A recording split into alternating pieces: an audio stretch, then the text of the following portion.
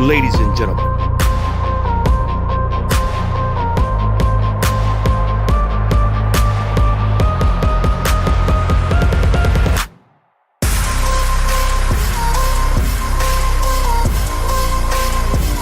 And welcome to the Debate Network.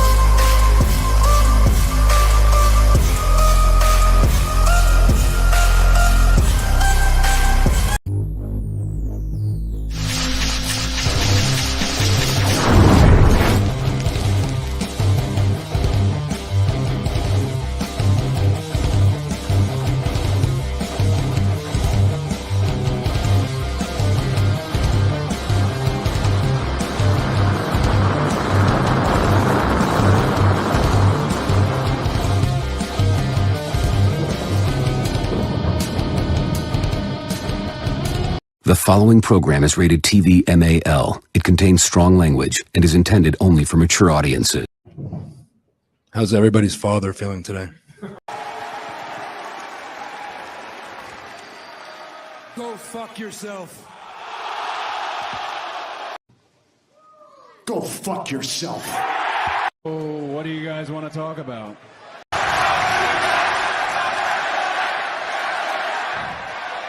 Let me talk to you. We are fucking back. We're back. Classic. We are back.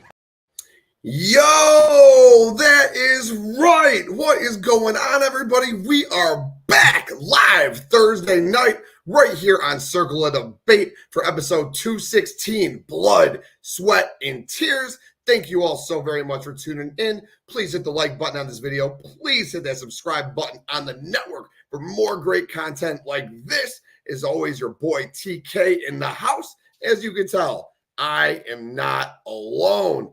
I got the man himself sitting right next to me. My guy, the attorney at law himself, Pepsi Phil. What is going on, my brother? How you doing today? What is up? Good. I missed last week. Y'all gonna have to get the prone, Philip, because I had a little bit of a migraine, so I got to lay down and ride with you for a while. So We're gonna have a fun time. Man, well, I'm glad you're here. We definitely missed you last week, bro. Hope you feel better. Hopefully, talking some wrestling with us tonight makes you that migraine go away just a little bit. But last but not least, you could see him live on Mondays, live on Tuesdays with the NXT watch along, live on Thursdays right here on Circle of Debate. He's everywhere, man. He's all over the place. He's doing Wednesday night watch alongs for Dynamite too. He's doing Friday night watch alongs for SmackDown. He's always on Outrage Control. This man is limitless, but he's also the Redeemer. What is going on, Justin? Because I'm not just the coolest, and I'm not just the best. The Redeemer is back. Oh, I'm feeling it. I raise a Pepsi product to the return of Pepsi Phil right now. And as I say, Circle of Debate Thursday nights. Welcome, everybody. It is game over. Yes. Boom. Yes. Let's go, baby. Love it. Time to get spicy. That's right. Like my man Nana said. Oh, man, we got a lot to talk about with AEW. We're certainly going to get to that. We're going to cover AEW Dynamite tonight. We're going to talk about Raw. We're going to cover NXT on the CW. We're going to give our bad blood predictions. So we got a full show tonight. Dylan, what is good, bro? Hope you're having What's good, bro? Night. Those boys are doing their predictions for Bad Blood over there on World Elite Podcast. Make sure you guys check them out as well. They're always doing great stuff. But thank you for tuning in, brother. And yeah, like I said, we got a hell of a show tonight, guys. And let's start with AEW. And yesterday, there's huge news out of AEW. So we had the 5-year anniversary show last night. I thought it was a really good show. We'll talk about it. But AEW also got paid, right? Tony Khan got the money. They signed the deal with Max. What was it? A $500 million contract to stay on TNT, TBS. They're going to be simulcasting Dynamite and Collision at the same time on Max, which is pretty cool feature. Pay-per-view thing, I'm still not certain how that's going to work. Is every pay-per-view you're still going to have to buy them? It's kind of where I was disappointed, but we'll talk about that. I'm going to swing it to you guys first. Pepsi Phil, what's your thoughts on the news coming out of AEW with the big contract with Max? I mean, honestly, it's been Tony's 5-year plan. I mean, honestly, we gave him shit for it because it took him forever, but honestly, it was a 5-year plan the man had, and good on him, because like the hardest thing for him was literally how to get people, how to pretty much get on pay-per-views and get on cable.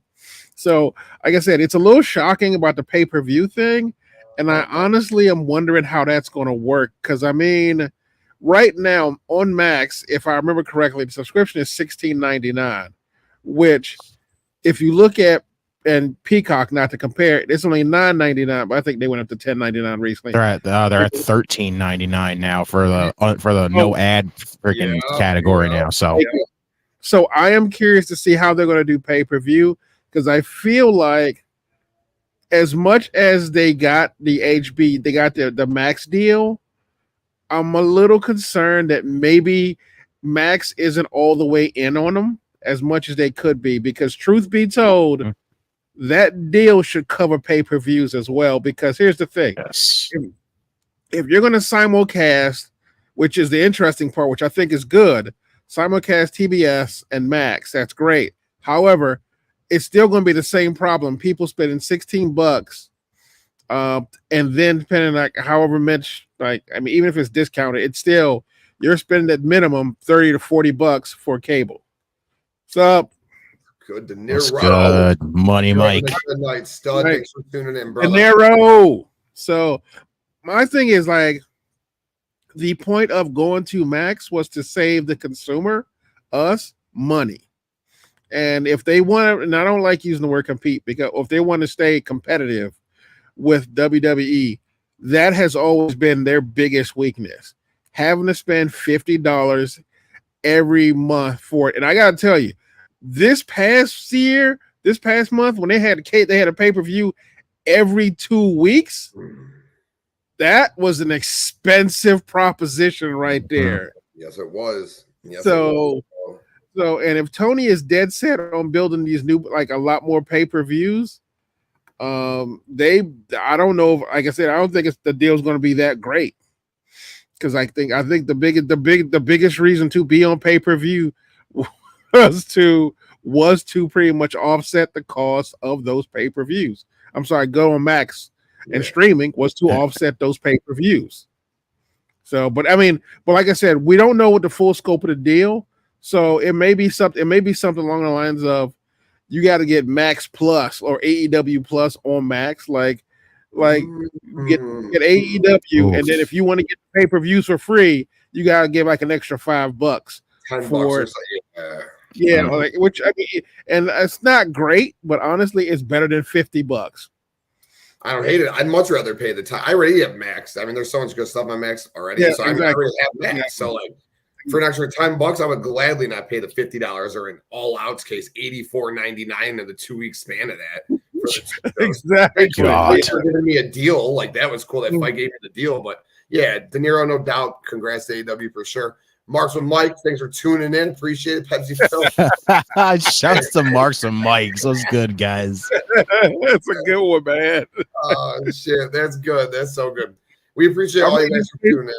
I may change the background to a beach. I'm gonna change my background to a beach. Yo, you should, man. Just surfing. All right, Redeemer, what you thinking? Because I know you've been a big proponent of them getting on streaming for a long time. It's true, because like when this deal was announced, I go, okay, so it's finally happening. We're getting AEW on Max. And again, the first thing was going to be, the main proponent was going to be, what is the pay-per-view status going to be?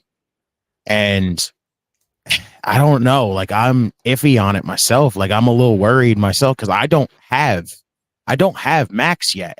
I've been waiting to see, like, for this, like, am I going to be able to spend the money on this kind of nonsense? So like, and if it's going to be like, you're going to pay like the Max like kind of price, and then you have to pay the price for the pay-per-views, it's almost going to feel like just paying for the pay-per-view on whatever else is going to be worth it more than going through all this. Yeah. It's just going to be really weird. Like it, I think the big thing is going to be, what is this discount going to be? Like, if it's going to be discounted pricing, it's got to be something that is going to make this whole putting pay-per-views on there actually worth it. Like, you want to spend this price. Like, if it's going to be something where it's like, if you're paying, like you said, Max is like what, 16 something, $16.99 right now? Yeah, I think it's $16.99. Yeah. Yeah, and if they just drop the pay-per-view price down $30 or something like that, like that's not very like exciting, like a really good like deal in the end. It's not. Would you rather just spend one price than two different things? Like I don't see that working well. Like we just got to wait and see how it's going to end up when they get on Max. Like what is going to be the big thing that's going to draw people to want to be like, I can spend this, I can do this. This is what I wanted. This is what I want to see. Or am I just going to have to keep buying it on like Triller or buy it on YouTube now? Like, it's just going to come down to that one big, like, what would the word be like? What do you use here? Just like the big proponent, like thing you want to use. Oh yeah, no, yeah. I mean, I'm actually concerned because it's officially off Bleacher Report now. Like you can't do Bleacher. Triller, YouTube. Exactly. So, and that's probably because Bleacher is a direct competitor of WB. Yes, and that's fine. The problem is if that's what you're doing, you have to make it worth it for me. Yes. Because like honestly, it's like you said, dropping it down to 30 after dropping $17 that month, it just does not seem like a good plan. Not to mention the fact that there's still the ROH library, which they were very vague about that. Like I don't know if the ROH library is going to be there as well, because truth be told, I think about shows I want to see. I actually spend more time other than Lucha Underground. ROH shows are the oldest shows I want to go back and take a look at. If I want to do a review of old stuff, ROH shows are pretty much the shows you want to, if only because of the fact that if you look at ROH, if you can go back you go back 10 years on ROH, everyone who was in ROH 10 years ago is now a main eventer either at AEW or WWE right now. So it'd be kind of cool to actually see those guys back in the day. Like, I mean, I'll say even like old CM Punk videos. I know we wanted to start some shit, but that I would love to see his old ones, or even like some old Tyler Black ones. Now Seth Rollins. So I want to know what happens to the library back there. Yeah, is it just going to end up staying on the website there? Like, what's it going to be? Yeah, but that would give you something to actually want to purchase Max, because if they're not going to put the reviews on there, what is the point if you already have YouTube TV or cable? Well, you're not going to get Max so you can simulcast AEW. There's no hook for that. So, like, cool. You could promote that deal all you want and say you got your $500 million. That's awesome. Like, that's great work. You're saying. I mean, to be fair though, with the Max on YouTube TV thing is a little, even it's just worse because you're spending $72 on YouTube TV as it is. And then you're paying $30 extra to add Max on there, and it's like, oh my god. Yeah. Like I said, the trick is, it has to be made. The pay-per-views are the thing. Like I know Tony's increased the number of pay-per-views because Max wants to get their money's worth, and they'd like to do one. I know they're trying to do one a month, but probably a little bit more than one a month, but somewhere around there. Yeah. So if that's the case, then there needs to be a better deal for fans to go in there, because that gets expensive fast. Yeah. The pay-per-view price like discount would literally have to be at least, I don't know, like I would say maybe $35 or more. Just doesn't do it though. That doesn't do it. They like see what for me. I thought if they were going to go to Max, they for sure were going to start putting their pay-per-view. Yeah, I think by default it would just be there. What do you like? What is this big thing that you're flaunting right now? Like, yes, you're flaunting that you got paid. That's awesome. Like that's great. I'm very happy AEW got paid. I'm very happy they're still around. AEW makes wrestling better. AEW is fucking great. We spend hours of every week talking about it. I mean, exactly. AEW makes WWE better. So, like any wrestling fan in their right mind, they should think this is a great deal for professional wrestling. It's fucking fantastic. But at the end of the day, if they're not putting the pay-per-views on Max, then what the fuck is the point of them being on Max? Yeah, then they botched something there. But I guess it's for people, maybe if they don't have cable, then that's cool. All right, then you pay the $17 and you get to watch AEW live every week, twice a week. Now, that is kind of cool if you think about it that way. We're kind of thinking about it from the perspective that, like, I already got cable, so I'm going to fucking just watch it on my TNT TV. Well, that's the thing, though. Well, that's the thing, though. You don't actually have to have cable. All you need is the HBO Max app or the TBS app. Yep. Or because I watch AEW on TBS on my iPad. I don't actually watch cable. So theoretically, it's like you said, if you are going to do it and you're going to simulcast them both, even if you don't have cable, all you need is a Wi-Fi connection. And by definition, and this is something WWE understands, if you give people a place to go, they will pay for it. I mean, as much as we dislike, if you didn't like the WWE network, I understand why, because there's a lot of hoops.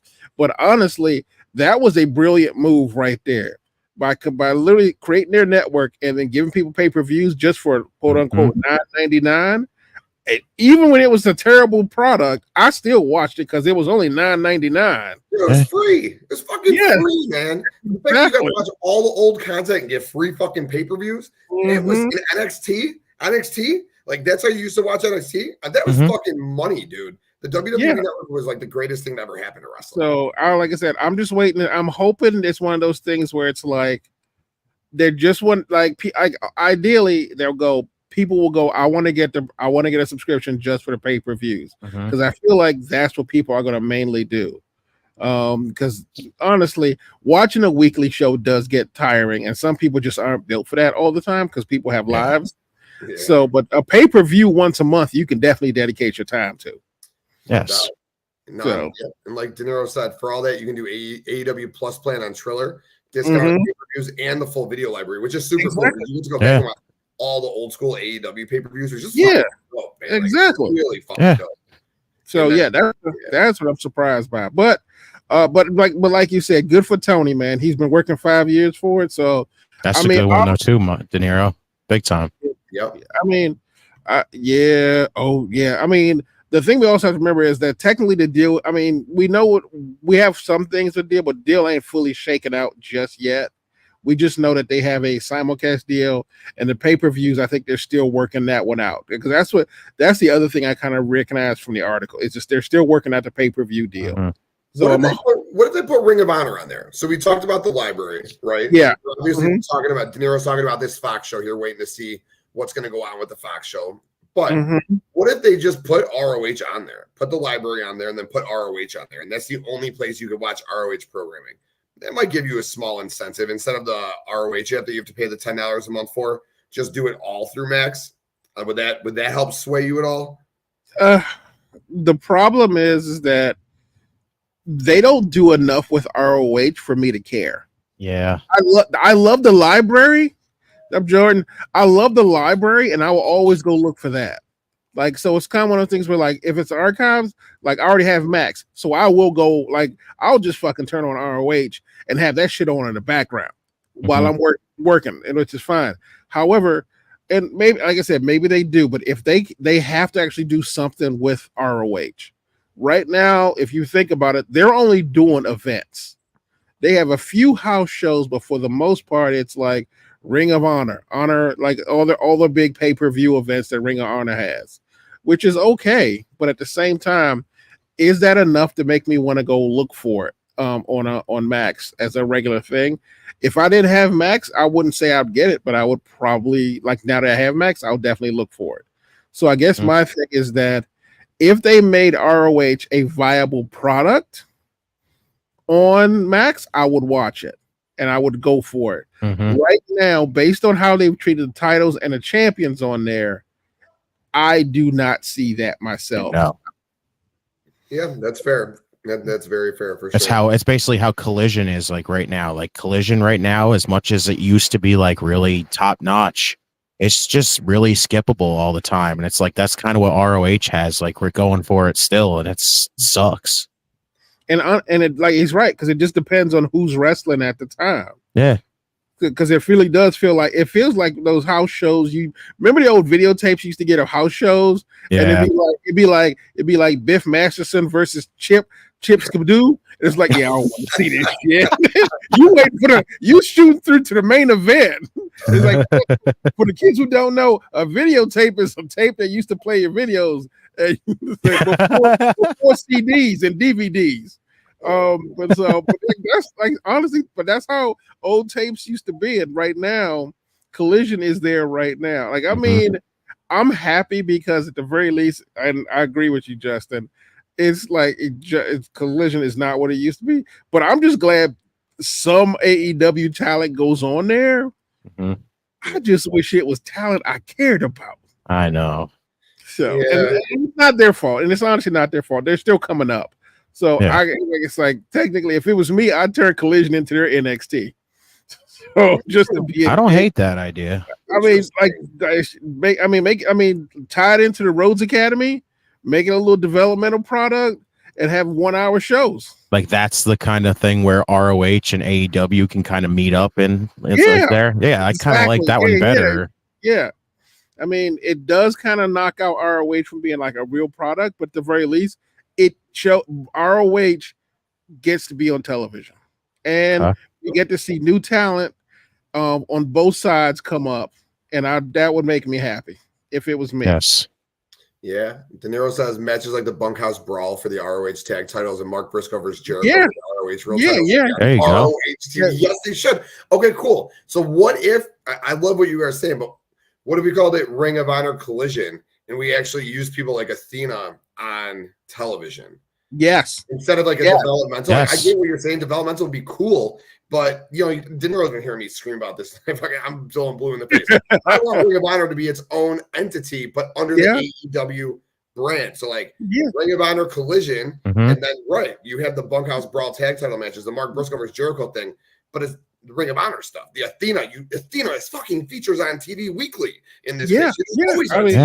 I'll take that too. I would honestly, I remember we always talked about this. We would like ROH to be its own entity, period. Yes. I saw Lee Moriarty versus Preston Vance. I mean, all right, cool. That's like a match. Or who cares about it? I mean, that's something I would like to see on Collision, though. I'm not watching it on the ROH app. But fuck, if you put Preston Vance versus Lee Moriarty and two young up-and-coming studs on that's a good 12 minutes, let's fucking go, dude. Intrigue the shit out of me. Right? I mean, Moriarty is the fucking pure champion. Like, that's fucking tight, dude. Let's go. Yeah, and I'm not gonna lie to you, I forgot the pure champion existed. Who does? It's forgettable, which sucks. Once Wheeler dropped it, it was over, dude. And like the belt was done. Even when Wheeler had it, I forgot it even was a thing. I mean, so I think the thing is that we wanted ROH to be its own entity, and honestly, the real thing it should be is that if it was me, I would dump Rampage, completely erase it from programming, and just put an ROH centric event there. Even if it's only an hour, it's still 3 or 4 matches of ROH that we get for, even if it is only 1 hour. I mean, honestly, I'll tell you the truth. I guarantee, like probably after a year, they'll probably push it to 2 hours because that's how popular ROH still is. But honestly, I don't think you need. You don't need like a 2 hour show and two 1 hour shows that honestly, and I say this all due respect, not a lot of people care about. I mean, at this point, Rampage and/or Collision is Sunday Night Heat. Yeah. Yep. Damn, De Niro, I love it. The ROH app doesn't even have the full ROH library. No one talks about it. Wow. For AEW Dark is what you get with the Wasn't that in the deal when Tony bought the damn company? Was the fucking whole library? Not the whole library. I think he gets only a few years, but I think he does. I think around 19. I don't think he just gets the 2000 library. I don't think he goes past 1999. Going back. I mean, that's interesting. Kind of shitty, actually. Yeah, I mean, got the Shaft in that deal. Yeah, the 99 to 98 to 99. That was some good years. Oh yeah, but like I said, we still need to see how this deal shakes out. Because Tony, honestly, I heard the announcement, and Tony was not exactly the most forthcoming of like the deal itself. So, and that's just because he just wanted to say we got the deal. But if you want to hear a breakdown of it, we need to actually wait to see when it comes up. Was it in January 2025? So, I'm intrigued. No doubt. Well, do you guys want to get into Dynamite? Yeah. Yeah. All right. So, what did you guys enjoy from the show? I mean, Pepsi Phil, break it down, bro. So I thought Dynamite was really good. I'll give Tony credit. He didn't string us along with Ricochet and Will Ospreay. What I will say is and I'm not even going to say it's not his fault. Ricochet is terrible on the mic. I am not going to lie to you.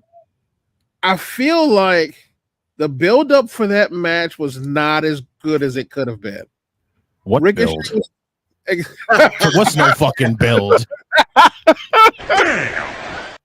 It was literally one interaction, Ospreay telling him, go win some matches, and this man wins 2 fucking matches, and then he's like, title match. There you go. Okay, I was trying to be nice. Oh, hell no. They ain't holding nothing back with this one. But truth be told, I am not surprised it was a great Lennox, what's up, brother? I'm not surprised it was a great match. Of course it's a fucking great match. The problem I had was it's like that, first of all, that interaction you talked about, that was terrible. That was terrible. That was Mercedes Moné first match terrible. So I don't think I'm happy about that match was it did not end clean, which basically means that we can get a third one and maybe by then Ricochet will learn something. I don't think he's ever gonna talk good on the mic, man. I don't know, man. I don't know. That's the like honestly, I mean, he has every single thing he needs to be a superstar except for that one thing. And there are dudes who are nowhere near as talented as him who talk better on the mic that have greater careers than he does. And unless he learns to use that stick, he's in trouble. Well, and you got to think he was in WWE, he was in NXT. I mean, he was there forever. If they couldn't learn how to speak there, is he ever going to learn? Yeah. So, yeah. Like I said, I don't know. And Streets. What is good, bro? We hope you're enjoying the game tonight. I'm not watching, but I hope the truth be told, the next match I really enjoyed was probably the Britt Baker and the woman of 1,000 holds, as I call her. Hey. Shouts to the professor. Yeah, so I loved their match, which I thought was really good, really cool. And I feel like that's a missed opportunity because I think they could have a really good run against each other. And that match told me exactly how good that run could be. I'm not even going to talk about Okada and Danielson because I'm like, what the fuck am I going to say? Yeah, no shit, it was a great match. I'm just like, bro, you can't just call somebody out thinking that's enough of a build because y'all fought 2 other times before he broke your arm. And he out here in the woods sitting in like Kwai Chan Kang talk about come fight me. I mean, I was glad I got to see the match, but I'm just like, y'all couldn't have come up with something else? An anniversary match? That's such a weird ass stipulation. It is. So that was pointless, yes. But yeah, for the most part, I like the fact that the rest of the night was just all builds to the next pay-per-view. I love what they did with Wheeler Yuta. We always knew it was coming. Truth be told, it's long past time Wheeler kind of broke out from everyone's shadow. The Hurt Syndicate has me giddy. I am genuinely excited for the Hurt Syndicate. I like that idea right there. I mean, honestly, yeah, I think putting Ricochet on there would probably save him a lot of trouble. But yeah, the Hurt Syndicate right now, I think they can probably do some things. I feel like they could be, for the first time, a faction that AEW can work with because as much as I love AEW, they have terrible factions. They have not had a good faction. The best faction they've ever had was the Bang Bang Scissor Gang. You're not a BCC guy? I love the BCC, but what did they do? Nothing. The four of them didn't have a match together or weren't on screen together for 18 months. Isn't that crazy? Yes. Plus, they're still properly misnamed. Yeah, exactly. They don't have Regal no more, so you're not Blackpool no more. And honestly, I just like, and the same thing go with House of Black. Literally, they've only won the trios title. They won one time, right? In the very beginning. They won the trios titles, yeah. Yeah, one time. Yeah. But honestly, they haven't done anything with their faction. So I'm hoping the Hurt Syndicate can actually break them out of their shell and actually start doing great stuff with that. I enjoy the fact that Prince Nana and we get Prince Nana and MVP talking shit to each other. I love the Mariah May and Willow rivalry. They're doing a good job with that one, I feel. Because that little scrape they had where God bless Willow, she don't know how to slap the shit out of somebody. I feel like Willow was like, slap her, but she's a friend of mine. You need to slap the shit out that child. Slap her like you hate her. Slap her like an NXT women's fight. Go to the parking lot and do it too. Exactly. So, but for the most part, though, I like those two slapping leather together. So I'm happy about that. But truth be told, this was still for a fifth anniversary. This was a good night. This was a really good night for them anyway. They did a lot of good building for the most part. The Mark Briscoe, they did a really good job with that. I was genuinely uncomfortable when he mentioned Jay's name. I was a little bit like, I understand why, and for TV it's good, but I was genuinely uncomfortable with that segment right there. Like overall, I was like, I don't really care about that. And he said, Jay Briscoe, you'll never be as good as your brother. I'm like, God damn. I like that's one of those markers. I don't really think that was necessary to say, but overall, I think right now their storytelling, but for the most part, their storytelling is actually getting better. At this point, it might as well be. And I'm not gonna lie to you. Wonderful. There it is. Shibata versus the goat, the scapegoat, is kind of cool. I think that could be something. Right there. I don't honestly. I'll tell you right now, though. I also can't stand the fact that they use a phone to talk. That's really starting to piss me off a little bit. Shibata speaks English. Let that motherfucker speak. So funny. That's funny. So, but overall, I gave this Dynamite. I gave it a B plus. Okay. All right. Cool. For sure. Justin, what'd you think about the show, man? I settled more on like a middle of the road kind of thing. Like I just, for the most part, the first hour, I was not impressed. Like Ospreay and Ricochet to me was probably, out of all the matches those two have had, this is probably the worst one. I was so unenthused watching this matchup.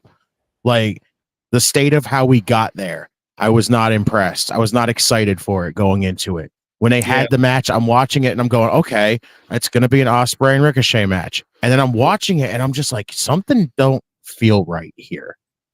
Like, I don't know what it is. I'm just not interested in this. And then they did the stupid double pinfall thing.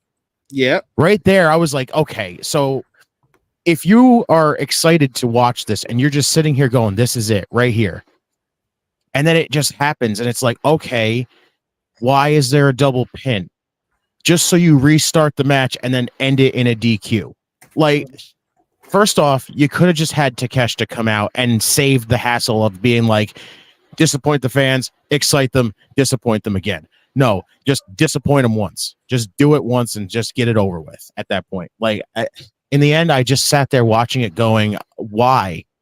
Just why? Like, I get Takeshita's going to get some kind of big moment here, and it's cool to finally see that, but why the fuck did it take so long for him to finally get his goddamn moment?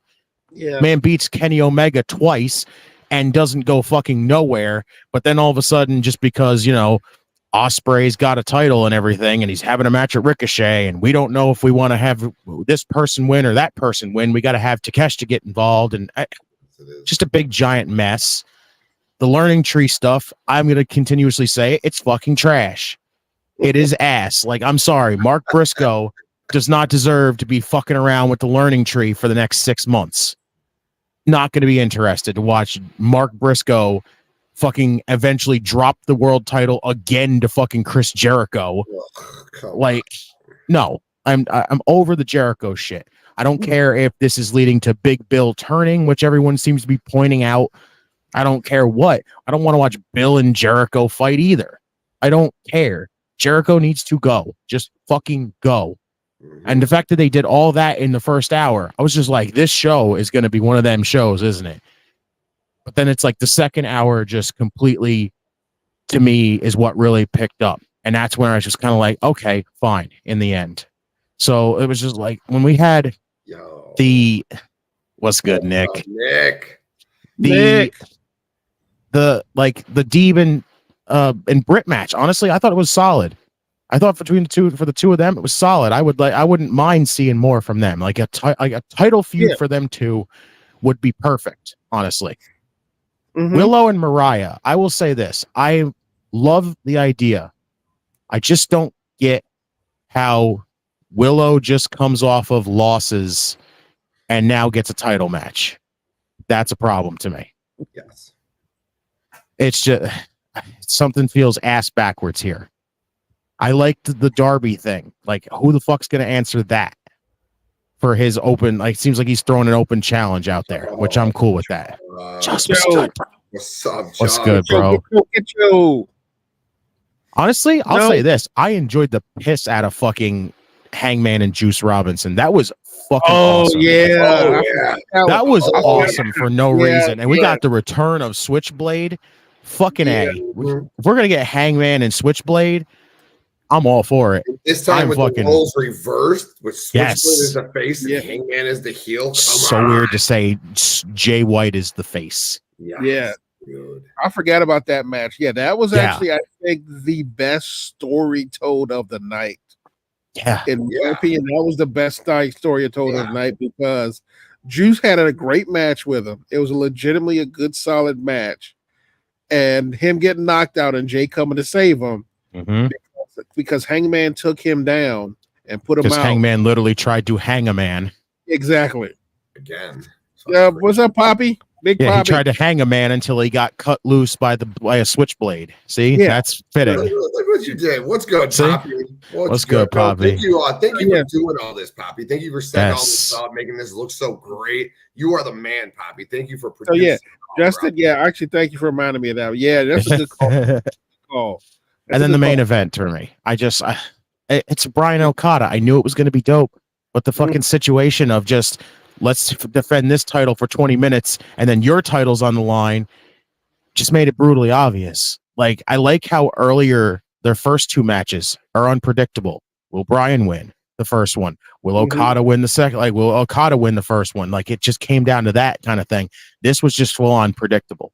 Yeah. It's just felt so disappointing as a situation, like as a 5-year show, like you've been doing this for 5 years and this is your kind of celebration. To me, it just felt very mid to me.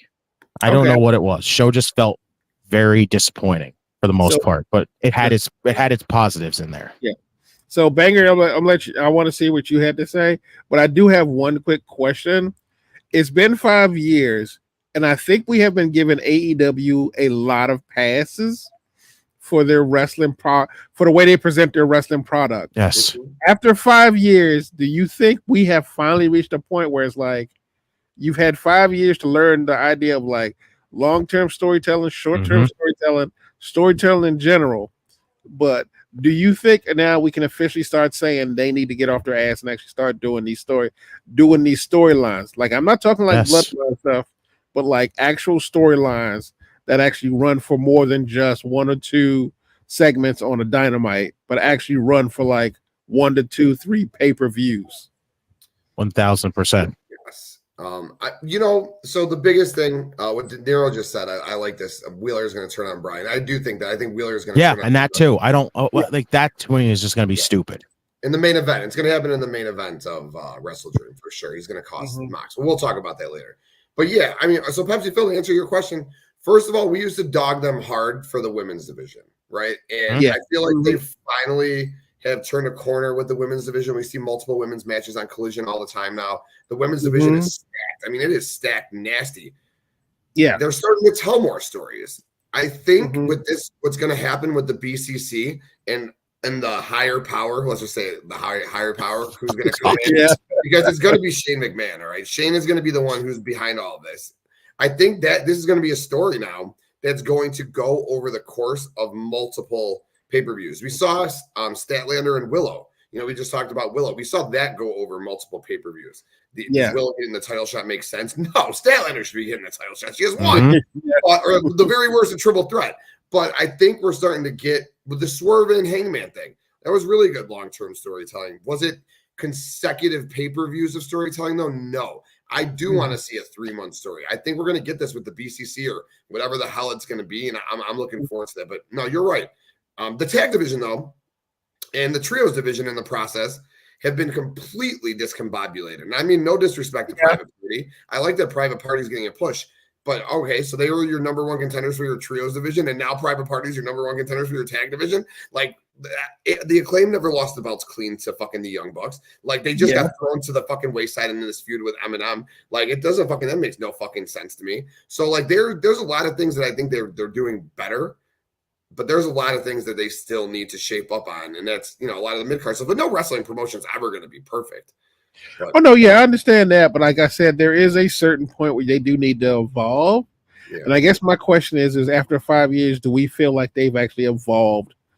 Not as a promotion, but like in regards to their product itself. Like, I'm like in a bubble. I don't want to like compare it to other places, but like from where they started the very first time with Cody and the Bucks to where like every match was basically a spot show to right now, do we feel like we gave them a lot of passes? Do we think right now, after the 5 years, those passes are done and like it is rightfully okay for us to start expecting more of them and to start holding them more accountable? Yes, 1000%. Like, it's at that point where it is night and day on those first few years of AEW and where we're at now.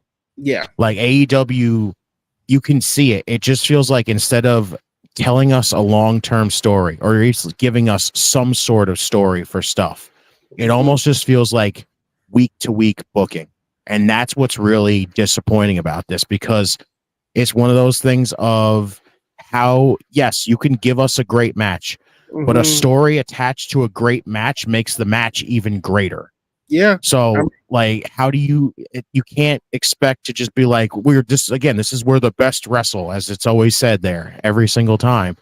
How long can that saying work before people start going, okay, that's cool and all, but where the fuck is a story? Give us something. We want to get behind these, like, certain people, like, start rooting for these people. Like, if a turn happens with this, we want to get behind that person.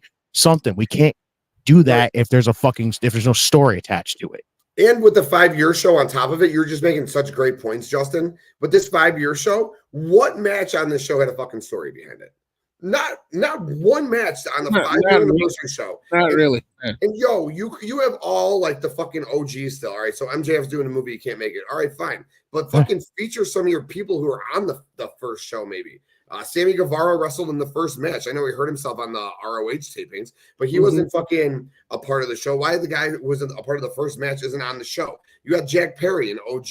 I mean, you like throw back to some stories from the first show, maybe. Or, yeah, man, Pepsi Phil, you're right, bro. It's a fucking great question you just posed. Make your matches from Dynamite to Dynamite make sense. They're still just thrown together fucking mishmash. And half the time, we don't know what's on Dynamite until 4:00 that day. Oh, he just threw some more fucking matches on the show tonight. And to Justin's point about the story, Ethan Page is a perfect example of that. Yeah. Ethan Page is not a spot guy. Like, you will not see him doing anything insane that requires him to jump off of something, do a 360 or 450 splash. Right. But if you want a long storytelling story and you put it behind him, he will run with it. Yes. Because say what you will about his run in NXT, that is a good heel villain. And I enjoyed his run on there because at the very least, he has a really good way of making me dislike him because he looks like every cocaine crypto bro I have ever seen in movies. But he does a really good job of selling it because think about it. 40 days, he got his first championship. This has been what? We'll say 4 pay-per-views. Yeah. He's had that belt with Trick, and he's had rivalry with Trick and a few other people. And no matter what happens, it's the same story. It's the same story with him, and he has had a good, solid run. I know he just lost it recently, but it was a good ass run. And keep in mind, he's not like he's not like think about it. He's not like a Young Bucks. He's not like a luchador, but he's just a solid wrestler who can tell a great story. If you give him a story. Pepsi Phil, let me ask you then. All right, it's fine. Ethan Page and Poppy, we're going to answer your question in 1 second, bro. Yeah. But Ethan Page is a perfect example. Ricky Starks, that's another example. Exactly. Oh, yes. Wardlow, another example. Exactly. Powerhouse Hobbs, another example. Yeah. These guys are big, homegrown fucking talents, right? Who can go in the ring, but yet were never fully pushed to their full potential, and he doesn't know what to do with them. Is it because they're not fucking spot junkies? Is that why they don't? Yes. Basically, that is exactly what it is. You called it perfectly. Yes, Tony just basically wants to book dream matches and spot fests and basically an indie show. That's it. But everyone you mentioned, first of all, they're storytellers. I remember Ricky Stark when he was with NWA. That dude was a purebred storyteller. He did a few things here and there that could be considered spots, but it was so measured and so gifted for a storyteller, he wouldn't say it. The same thing with Hobbs. Hobbs is a big dude. Hobbs ain't doing no 360. I mean, I know few people want to, but honestly, Hobbs is a big man who should be fighting like a big man. The same, like I said, those guys are not built for, like you said, a spot show. They're built for storytelling. I understand why QT Marshall got annoyed. Because one of the things that QT Marshall specifically said was that he was upset because he didn't originally, when he left, he didn't like the fact that they weren't focusing on storytelling. Because most of the people he trained them to be storytellers. He doesn't train them to be spots. He trained them to be storytellers. He trained them to tell stories in the ring. Basically guys like think about it. Guys like Flair, Bret Hart, and the rest of them, they would not do well in AEW right now. No, because these are LA Knight, for example. I don't think LA Knight would do good in AEW. I don't think so either. Yeah, I agree with you. Like I said, there are guys who do great spots, but there's also guys who you want to watch wrestle who could actually do. And like I said, think about it. Shawn Michaels is probably the best hybrid guy because he could do a spot show, but he could do a full Iron Man match and you don't get bored, but it doesn't look ridiculous and you're not exhausted after it, but you are physically drained because it's a huge match. Because his Iron Man matches are insane. The stuff he could do was incredible. The same goes for Bret Hart, but like I said, it's one of those things where you got to be able to book not just for the guys who can do spots, but the guys who can tell really good stories in the ring. Yes. All right, guys. What do you think about Poppy's question? Now, we were just talking about Ring of Honor Collision or Ring of Honor, the NXT version on Collision, in either capacity. We thought those would be great ideas. Poppy says he heard it through the rumor innuendo that True TV wants ROH as part of their programming. What would you guys think about ROH being on True TV as an actual show? Honestly, I love it because they're separated enough from WB, they're separated enough from TBS, and they're their own network. True TV has a good following. I think ROH would go. I think ROH would go a long way to would really benefit True TV, and it'd be a mutually beneficial arrangement for the both of them. Because the only thing True TV does not have is exposure. Yes, and no doubt, except during March Madness. That's true. Yes, the only time of year you hear about True TV. But ROH could give them year-round potential. I think it's. Honestly, anybody who picks up ROH, that's money right there. Yes. So, I think True TV is a good spot for them to land. Yeah. It's not hard to find. It's not hard to download, and it's not a website. It's an actual app that people can find, and people are more prone to an app than they are just going to a website. So. Oh wait, True TV isn't on TV anymore. It's on cable. It still is. It still is. No, it still is. But I think you still have I think you can still use an app to watch it, which makes it easier. Oh no, good. Any additional good for sure. Yeah. So Yeah, but they have like what World's Dumbest on there and stuff like that. Like, Yeah, exactly. I don't see ROH not fitting with that kind of like that kind of programming. Yeah.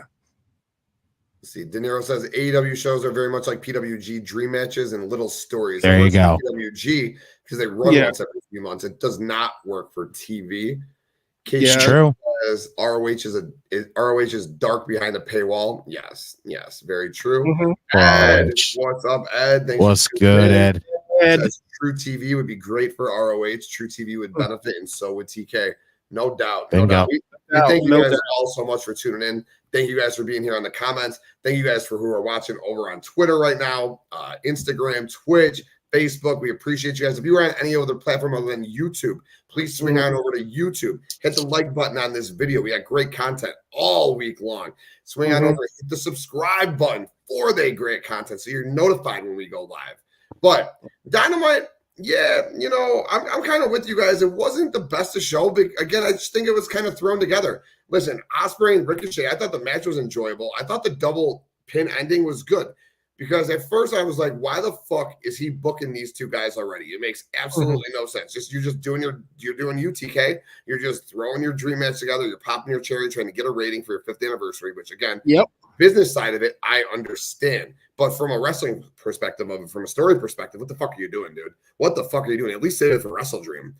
So the double pin, I was like, great, good. I love the cop out. That's a great cop out. All right, cool, man. Double pin and match ends. You fucking do the rematch at Wrestle Dream. And then they started the match over. I love that they started the match over because I actually thought we'd get a winner then. I was like, oh shit, we're going to wrestle to a resolution.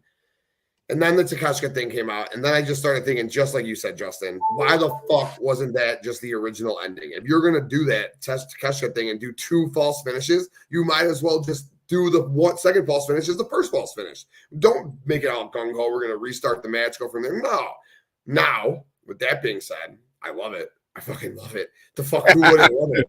All right. Ospreay, Ricky, like Tony Khan says, he books for the fucking freaks, right? Like, yo, you're a freak. Like, any freak wants this match. Ospreay, Ricochet, Takeshita. And that way, Takeshita can pin Ricochet. Ospreay doesn't take the loss. Takeshita gets the belt. My only issue with this thing, though, I thought Takeshita was going after the Continental title. So he just, like, quits his little thing he's got with Okada to go after Ospreay. I mean, that's what I'm talking about with the booking in this company. You know, it's just all over the place, man. Every now and then. He's getting better, though, so I'm not going to dog him because AEW's been great. Truth be told, this was a perfect opportunity for Kyle Fletcher to turn. Yes, dude. This is the perfect, like, if you want to make a story, Kyle Fletcher, Ricochet, and Will Ospreay in a triple threat match, they're literally fighting in the rafters. They're going to just fight in the rafters. So, yes, dude. That, and then you could have still had Takeshita doing his thing with Okada, which would have made all the sense in the world still. Yeah. I don't know. I don't know why they got away with that or from that at all. Because they keep teasing that Fletcher's going to turn on him because of Don Callis. Fletcher is going to turn on him when Dump Truck gets back. Dump Truck and Fletcher are going to turn on him. And then we're going to get Aussie Open against Ospreay and Ricochet as a tag team. Yeah. Hopefully, Aussie Open adds some fucking value to this tag team division that we were just saying has been lackluster as hell. Well, let's see. De Niro says ROH on True TV would be great right before Impractical Jokers every Sunday at 7. That would be cool. Nice. Well, yeah, actually, if you did it at 6 o'clock Central Time, it's that 1 hour window buffer between the 3 o'clock games ending and the nighttime game starting. So throwing a little wrestling in there might not hurt at all. KPG says, I mean, honestly, if you think about it, that was old school Saturday wrestling. Because remember, back in the day, it used to be wrestling, and then you'd watch college basketball on Saturday. Man, that's what got me into wrestling. Saturday night, WCW, fucking TBS at my grandparents' house, dude. Yes. Yeah, Takeshita is due for a run, no doubt. Yo, broadcast. That's our brother from down under. Good broadcast. No, and truth be told, I'm with Justin. Takeshia's been long past due for a real run. I think, and unfortunately, I hate the fact that it took Tony this long to take it because I feel like if it wasn't for the G1 Classic, where Takeshita was an MVP, well, one of the MVPs, for this year's G1 Classic, Tony would not have figured it out. And the only reason why was the G1 Classic is solid storytelling. Yeah. G1 Classic is solid storytelling. Yes, throughout the whole thing. Yeah. They made Takesha's entire run a story. The basic premise behind it is that Takesha was going through having proxy wars with people who fought his old mentors and all this other stuff that I can't remember right now, but basically it turned that story, and it's not a long, complicated story. It was just like, you beat my master, I'm coming to whoop your ass, or I'm the protege of this guy, I'm going to fight this guy. So it's not the most complicated storylines, but but the story was so tight, and he had done such a good job with it. Tony finally realized, hey, maybe this guy can wrestle. You know shit, Tony. Justin, answer this question for KPG. Why would Fletcher turn on Ospreay rather than reforming the United Empire once Dump Truck gets back? I mean, I get it to like get Aussie Open back together, but honestly, I would more see it being like Ospreay trying to lure Kyle out. I think getting United Empire back together makes more of a like sense-wise story, like than having it be like, oh well, they're still just aligned with Don Callis and the whole, and like this part of the faction that's in AEW is going to get broken up. Like that really sucks. Like we see all that happen. Like people get kicked out of a faction when they leave the other company, like another company, and then they come over here, or even vice versa. But like neither one of them is going anywhere. So why do that? Why is the story just even Takeshita? He's like, I don't trust you. You don't have to be back in here. That would make more sense. That him attacking Ospreay like he did on literally last night makes all the sense in the world, because he doesn't trust Ospreay. Like Ospreay's just there. Now he's got his best friend in there. The point is basically Ospreay's trying to get him out of there more than trying to be like, oh well, Fletcher just doesn't want to leave him. Like that just makes more sense to me. I think KPG's got that one with having United Empire get back together. Yeah, I see. I want Kyle Fletcher to have a run, and if it's a heel run, I'm okay with that, because Kyle Fletcher is one of those guys who've been in the crunches long enough. And honestly, I want to hear him talk. I want to hear him go mic stuff, because I feel like he'd be really good with it. And I think it's good to give him Ospreay, but truth be told, I give him a good heel run. If it's with Aussie Open, cool. But honestly, I want Kyle Fletcher right now, because Kyle Fletcher's just been solid for AEW 100%. Every single time he's in a ring, every time he's pretty much been part of a storyline, not necessarily in the storyline, but part of a storyline. He has always been solid. So I kind of want to see, like, which is why I'm a little bit upset that he wasn't the one to kind of jump Ospreay at the end of that match, because that would have been a perfect opportunity to start your push on Kyle. Yep. Like for me, that's what I want to see. Like, and a face Aussie Open taking the tag belts off the Young Bucks would be pretty dope, though. It would be, yes. But I mean, the problem is that once they take it off the Young Bucks, who else is going to fight them? I mean, you can probably do Private Party. God forbid FTR comes in. Now, no offense to FTR. We're going to run that thing back at some point. Aussie Open versus FTR again. You can literally just do two people from BCC. You could literally, I don't know, use fucking House of Black for Christ's sake. Yes. I mean, if I'm not mistaken, Grizzled Young Veterans still has some matches allotted to AEW. They're not on contract, but they still got some matches ahead of them that they're allowed to. I think they have like 2 or 3 more matches they're doing for AEW. But so, it makes no sense that they changed him. I think I can kind of figure, like, put maybe like a reasoning to that. Like, I think about it and I just go, maybe it's just because it is time to start actually doing something with Takeshita, and they're not planning on really taking the Continental title off of Okada, so why throw him in there to just lose to Okada? That's not really giving him a push if he's just going to get a freaking L behind him if he loses to Okada. So at least here, having him be the freaking like third wheel, it seems like, but go in there and then like win the international title kind of makes a little bit more sense. I mean, it does, but my question is do you have that? Like, I mean, Takeshita versus Ospreay, from a booking perspective, Takeshi's the young gun. Will Ospreay's arguably the best wrestler in the world. Granted, Takeshi could win by cheating, but and as long as he doesn't win clean. But I mean, I'm just thinking about it. Takeshi with the international title. Again, personally, I would like to see it, but I don't see Tony wanting to take that off Ospreay. And the moment I saw Takeshi fight Ospreay, my very first thought is they're not gonna let that man get it. He's gonna have another 5-star match with Will Ospreay, and they're not gonna fucking give him that belt. And now he's gonna have one with Ricochet involved in it, and that's kind of why I think that's why I think Ricochet's there for that situation. So he was in a fatal 4-way for the Continental title at the last pay-per-view. Now he's in a triple threat match for the International title at this pay-per-view. Yeah. Didn't he win a #1 contendership for the Continental title too? Yes. Hello? Wait a fucking second here, Tony. I'm calling bullshit. That would be cool, Eli. Eli said that they should unify the International and Continental titles by having Takeshita fight Okada. Just make it the Intercontinental title. Mm-hmm. I call it? Oh, no. International and the Continental. Oh, the See? That went over my head. Yes. And what's up, Jordan? Hope you're having a good night, bro. Thanks for tuning in. What's good, Jordan? He says Kyle Fletcher has to win the International Championship from his buddy Will Ospreay. That'd be cool too, man. Kyle Fletcher definitely wild. I want to see him as tag team champions with yes. But I'll keep going with the show. A couple interesting things. Hook, Taz got taken out. Hook said he's gonna come after whoever went after his family. Right afterwards, Christian cut a promo and instead used hook, ladder, and sinker or something along sinker. So like I think we're about to get a Christian Hook feud. I guess it keeps I don't know about that one.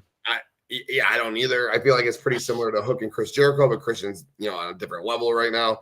So we'll see. Honestly, nothing that Hook does for me is entertaining. I don't know. I just need to see him. I think every feud he does is the same. Every feud's the same. So maybe Christian can bring something out of him that we haven't seen in the last couple. Yes, that is what I'm hoping for, because everyone Hook's fight has always been something like bigger than him, or Hook's like more skilled than him. Christian's devious. He's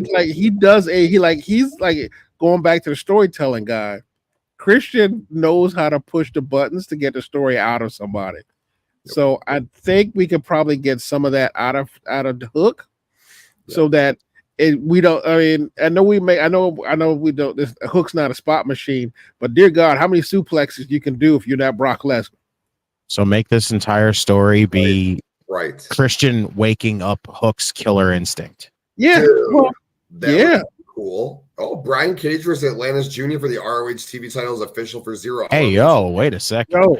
Let's get a belt on Brian Cage. Let's go. Finally, a singles title on the big guy. Let's go. It's a start. I'll take it. Yeah, for sure. But yeah, keeping going with the card. Jay White returning was fucking hot. That was just maybe the hottest part of the show. The way he went after Hangman, went at him in the crowd, speared him through the fucking table in the crowd. That was awesome. Love that. I love DMD.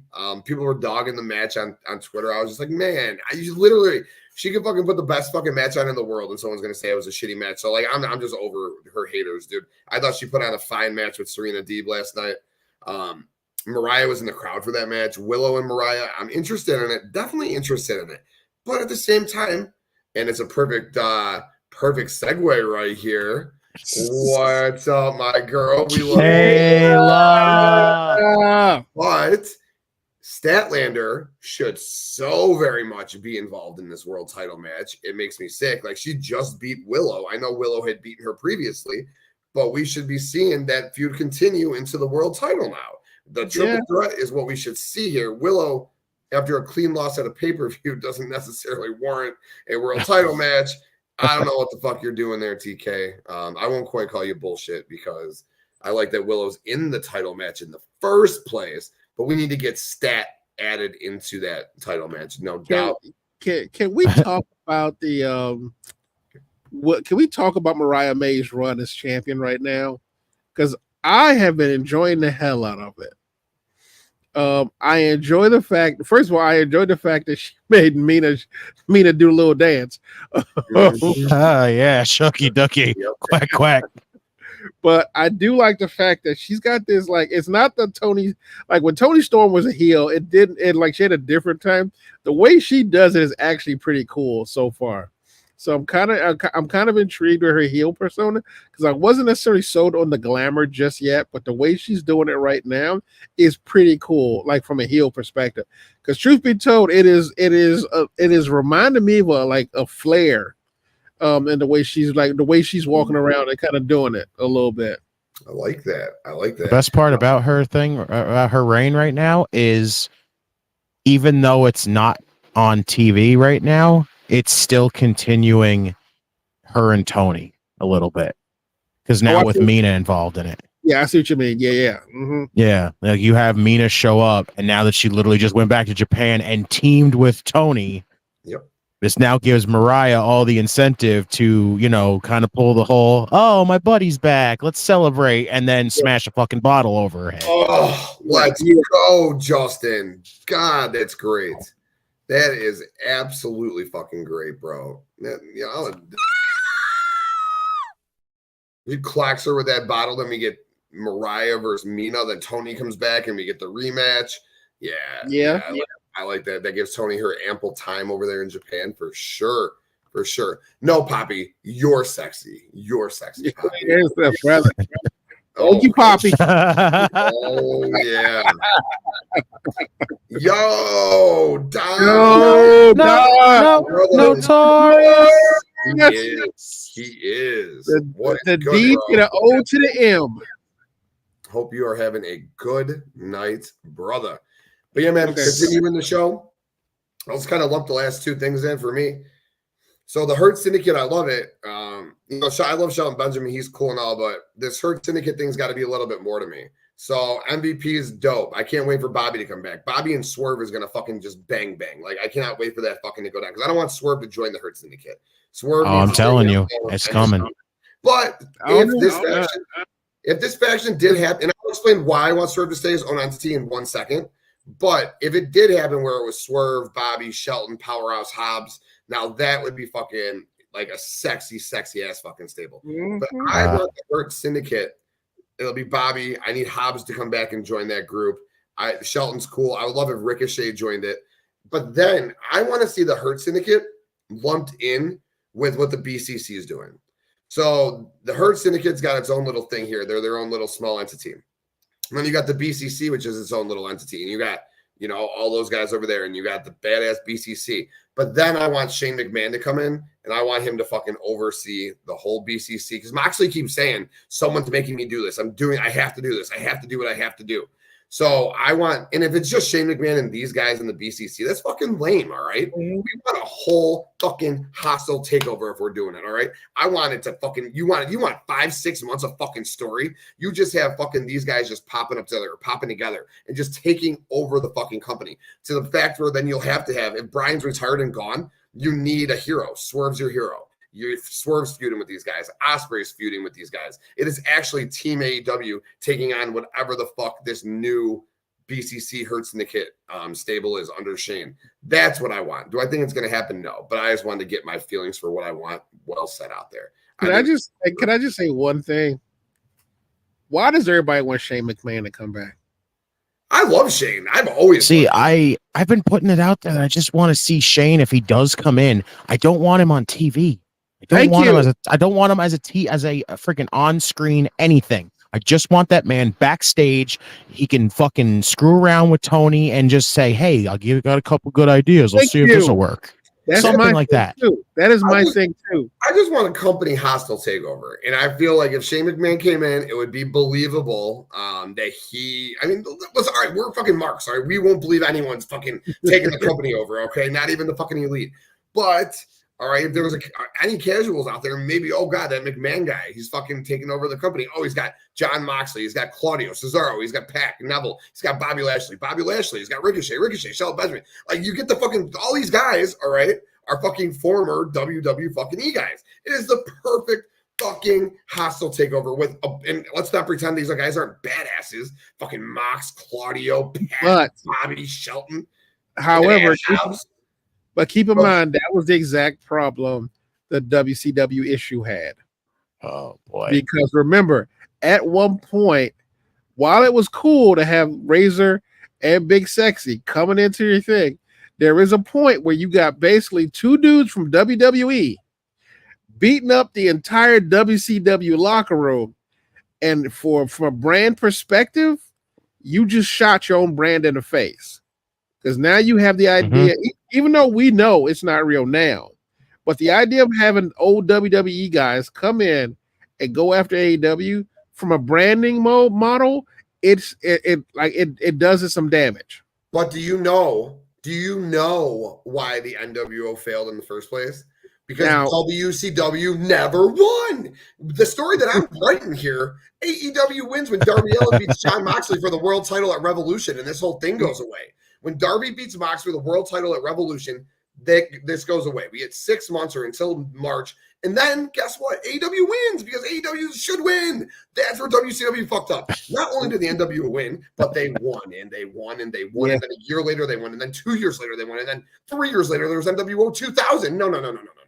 I'm talking like a 6-month hostile takeover, and then Darby gets the belt 6 months later at Revolution. He beats the fucking head of this thing, Moxley, and then AEW wins. And then maybe we get a War Game or a Blood and Guts before that.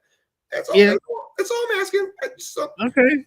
I'm just seeing Jay White and Will Ospreay and Swerve and Darby Allin on a team against fucking Mox, Claudio, Bobby. I don't know. Maybe my issue there is like, as cool as it all sounds, where does that leave the Hurt Syndicate after all this then?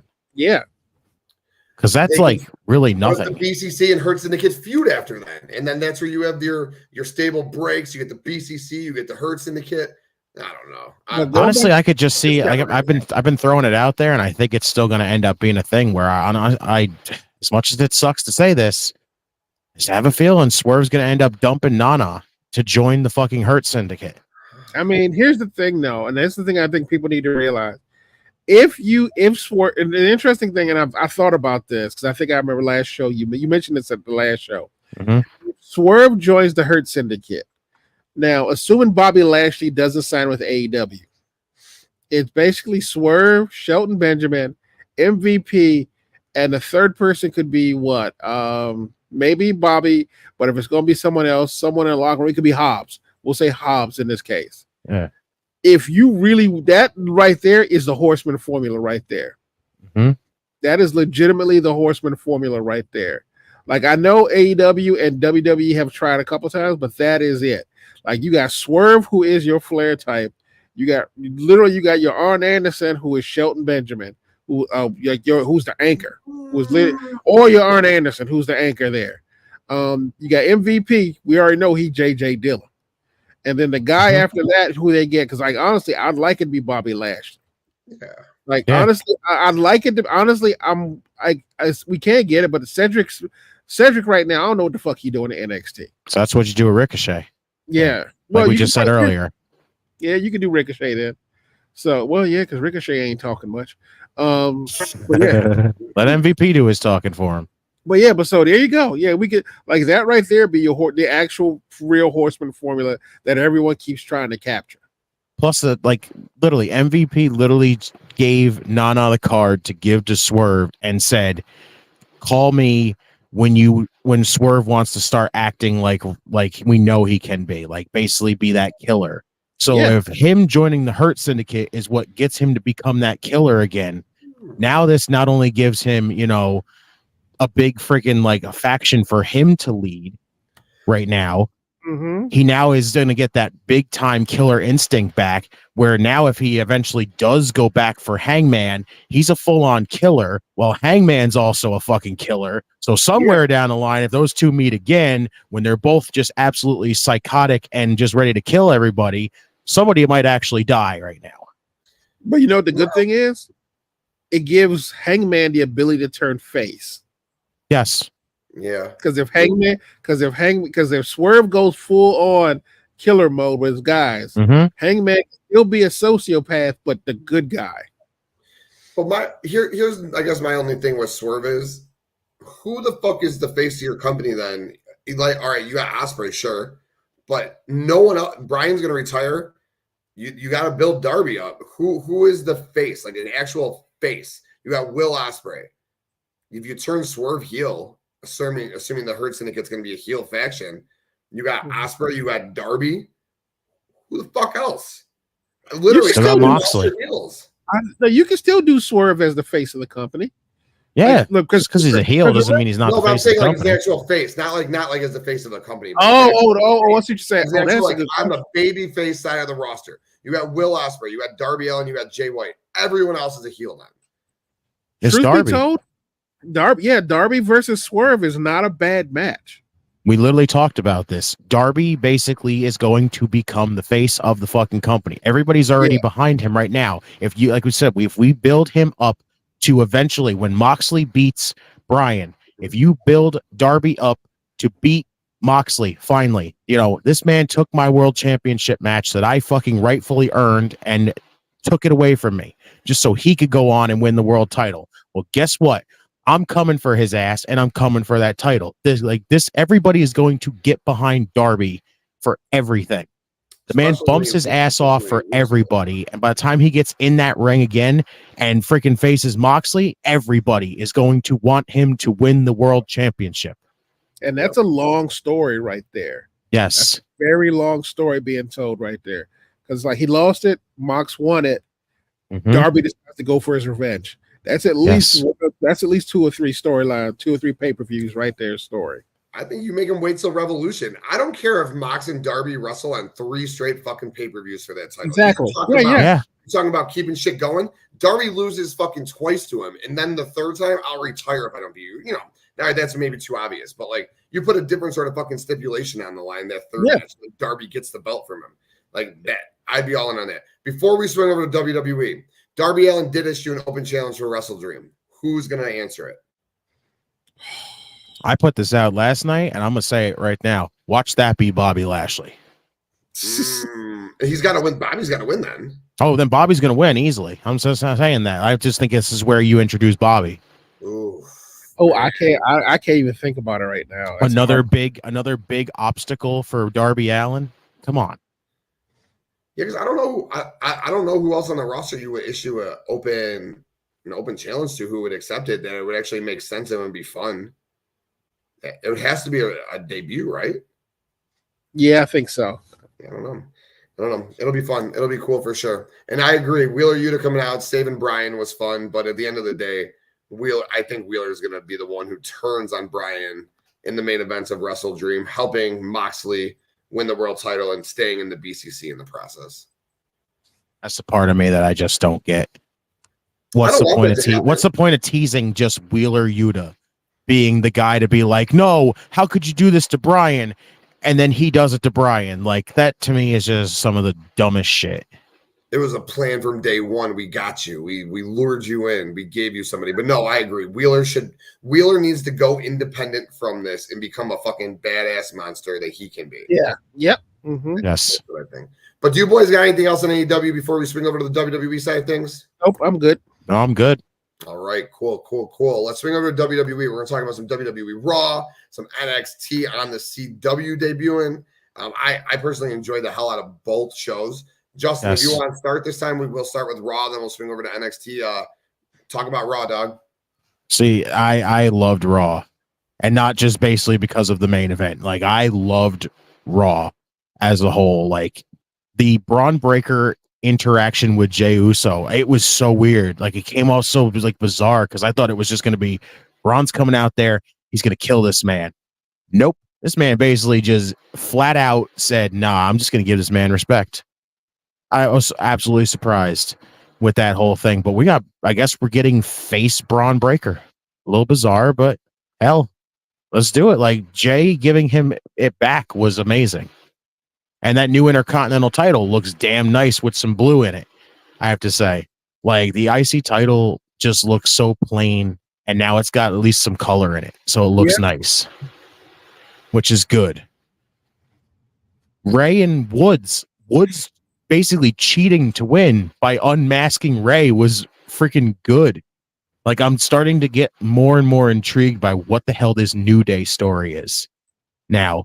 Like, it's especially when they had the interaction with Woods and Kofi backstage, and you saw Karrion Kross hanging out in the background, just kind of watching. That was intriguing to me. It was very like it's starting to hit its strides where it's like, and we all saw this in the beginning, kind of went, yeah, it's there, and now we don't no idea where the hell it was going. Now we've got something interesting, and Karrion Kross is behind this, which is good. The pure Fusion Collective stuff, it is what it is right now. I still don't feel like they know what they want to do with them right now, and it sucks because I like all three of those women, but man, this faction just is not doing its thing right now. What's good, Chef? BC, hope you had a good night over there on the World Elite. I loved Punk and Drew in the cell giving us that last interaction. Like that, I put it out there because recently me and Marcus, shout out to Marcus over at World Elite, we did Bad Blood 04. The main event for that, Shawn Michaels and Triple H in Hell in a Cell. That's the match I want Drew and Punk to give us on Saturday. I want to see them have that kind of match. Just keep them in the cell, let them have like 45 minutes to just beat the hell out of each other, make each other bleed, do whatever. Like, this has been awesome.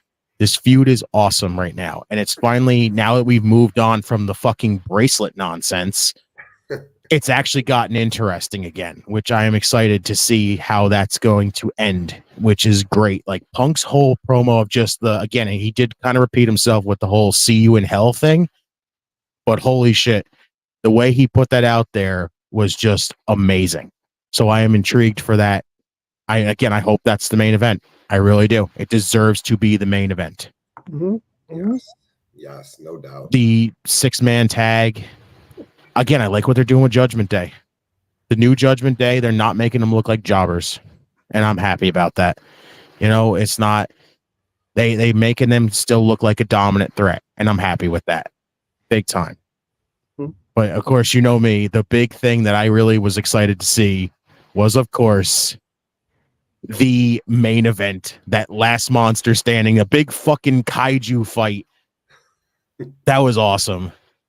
Awesome. Like, just again, I called the ring break. We got the fucking ring break.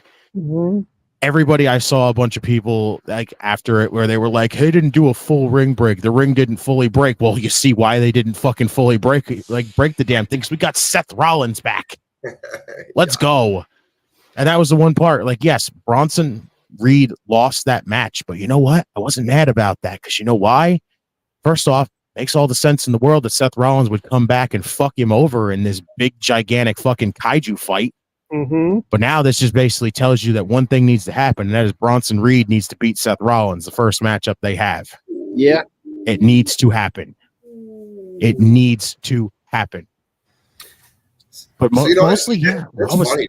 That's funny that you say that, Justin, because remember when Bronson Reed took Rollins out? Yes. Bakley and Streets had their little back and forth banter where Streets was saying, all right, that was cute and all. I'm glad that Bronson Reed did that. But when Seth comes back, Seth's just going to beat him, and it's going to be a waste of time. So you said you want Bronson Reed to win. Do you actually think they'll give Bronson Reed that push to beat Seth Rollins? He should win. I think they should. I hope they do. Because, like, Seth is at a position, like, right now where taking an L to Bronson Reed is not going to freaking affect him whatsoever. It's going to put Bronson Reed over even more again. Like, we want Bronson Reed to not just be the guy on the show that just randomly comes out, has a match, and then disappears for like a couple weeks and then comes back on there. Like, this needs to be the big direction to get him, at least to the Intercontinental title. Something right now. Yes. No, that'd be great. I agree with you for sure. Yeah. So Raw was a banger. Okay, yeah. So I didn't see Raw, so I'm gonna let y'all go. But I did see NXT, so I'm gonna let you do banger. I'm gonna let you do Raw until we wait for the NXT segment. All right, sweet. I'll rip through Raw and we'll swing back over to you, Pepsi Phil. Start off with NXT, but man, Justin, I'm with you on all sorts of different levels. Raw is by far and away the best show on TV weekly, and it's not even fucking close. And this show did not disappoint again from top to bottom. Every segment they tell a story. It's great. Now, it might not be good stories like Pure Fusion Collective or whatever, but they're certainly trying to give them TV time. Kaden and Katana came back, or that was cool. We got add to the women's tag team division. Then Isla and Alba touched it to them backstage. Io and Kyrie are trying to get at Bianca and Jade. So like they're and then they were on NXT television. So like they're trying to elevate the women's tag belts, and them being with Bianca and Jade and them bouncing around is fucking huge. So I love what they're doing there. But Raw altogether was great. The Gunther and Braun Breaker face to face in the locker room was awesome. That was just showing, Braun just kind of looking at that belt. I think Gunther goes, oh, he's a big boy. It's like Kaiser before Braun walked away. So that's going to set something up in the future. And remember, only 5 people had beaten Gunther in WWE, and one of them was Braun Breaker. So they can always go back. They can always call that back once they get to that storyline, which they will get to that storyline. Punk and Drew, that's just phenomenal. It should main event. There's no doubt. This needs to be a bloodbath, just a fucking bloodbath, weapons, just fucking. It's going to be great. It should be one of the best Hell in a Cell matches of all time, and certainly one of the best Hell in a Cell matches that we've seen in quite some time. Seth Rollins' return was great. It was like, who wins this match? Bronson Reed can't take a loss. It's Braun Strowman. You don't want him taking a loss. So how do you go about this? You can't do a double last man standing match because you want this feud to end. I loved how they did it, man. Bronson Reed looked like a killer. He looked like he was right about to win. The match was awesome, just as we expected. I mean, that was a fucking great feud.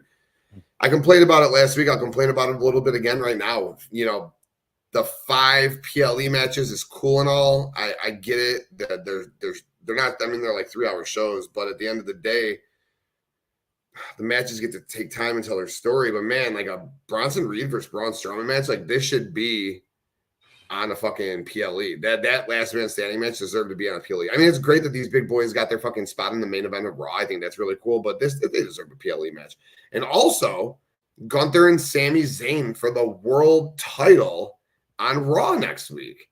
Now that is fucking intriguing. So they're gonna put on Raw next week this world title match between Gunther and Sami Zayn, an intercontinental title match between Xavier Woods and Jey Uso.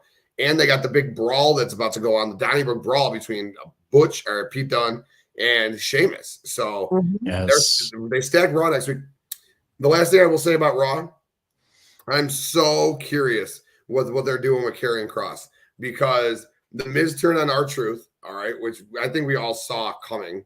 No, I didn't.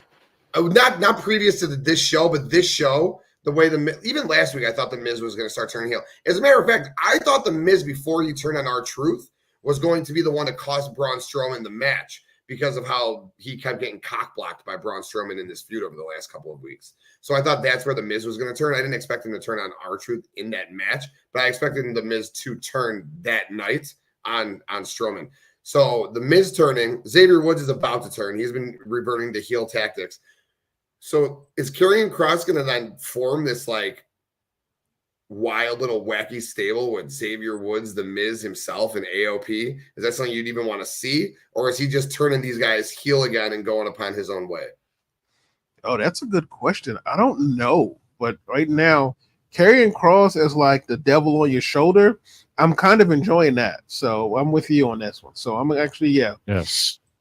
But I don't know what he's doing. Like I said, I think it's a full-on Miz heel turn again. Like that's obvious. I think Woods, like I said, I still think Woods' like whole moment is going to be just for a little bit. Like eventually it's going to lead to Big E coming in here and just being like, listen, we can't let the New Day fall apart like this. Ain't gonna happen. Okay. Yeah, I mean, I can see that. Yeah. So, all right, cool. Yeah, cool. Yeah, Pepsi Phil, let's run down NXT, brother. NXT was freaking amazing. NXT was freaking amazing. Julia, first of all, Julia and Roxanne again. And no offense to Trick and Ethan Page, Julia and Roxanne should have been the main event, 100%, because Julia wrestled like she always does, which is great. Roxanne, who obviously has never fought a strong style wrestler before, did such a good job of adapting her style to Julia. I was really impressed with her.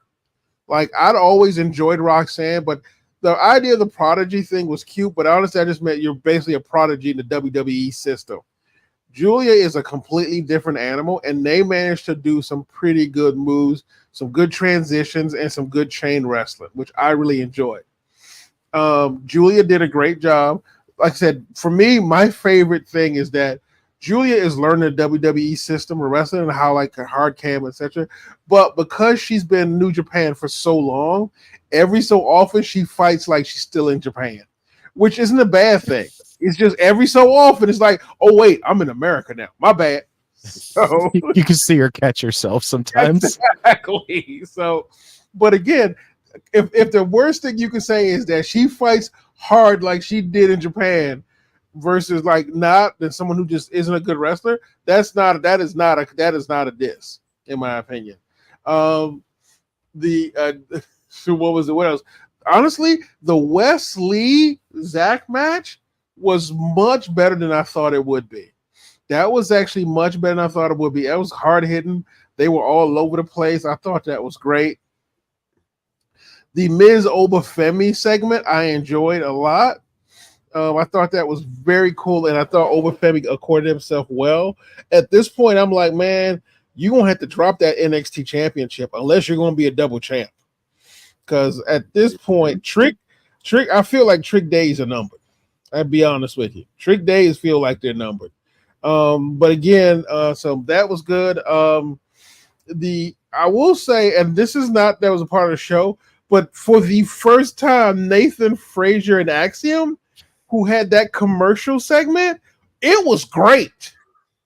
I have never cared for them. Justin, you've heard me say it. I have never cared for them boys. That segment right there made me a fan.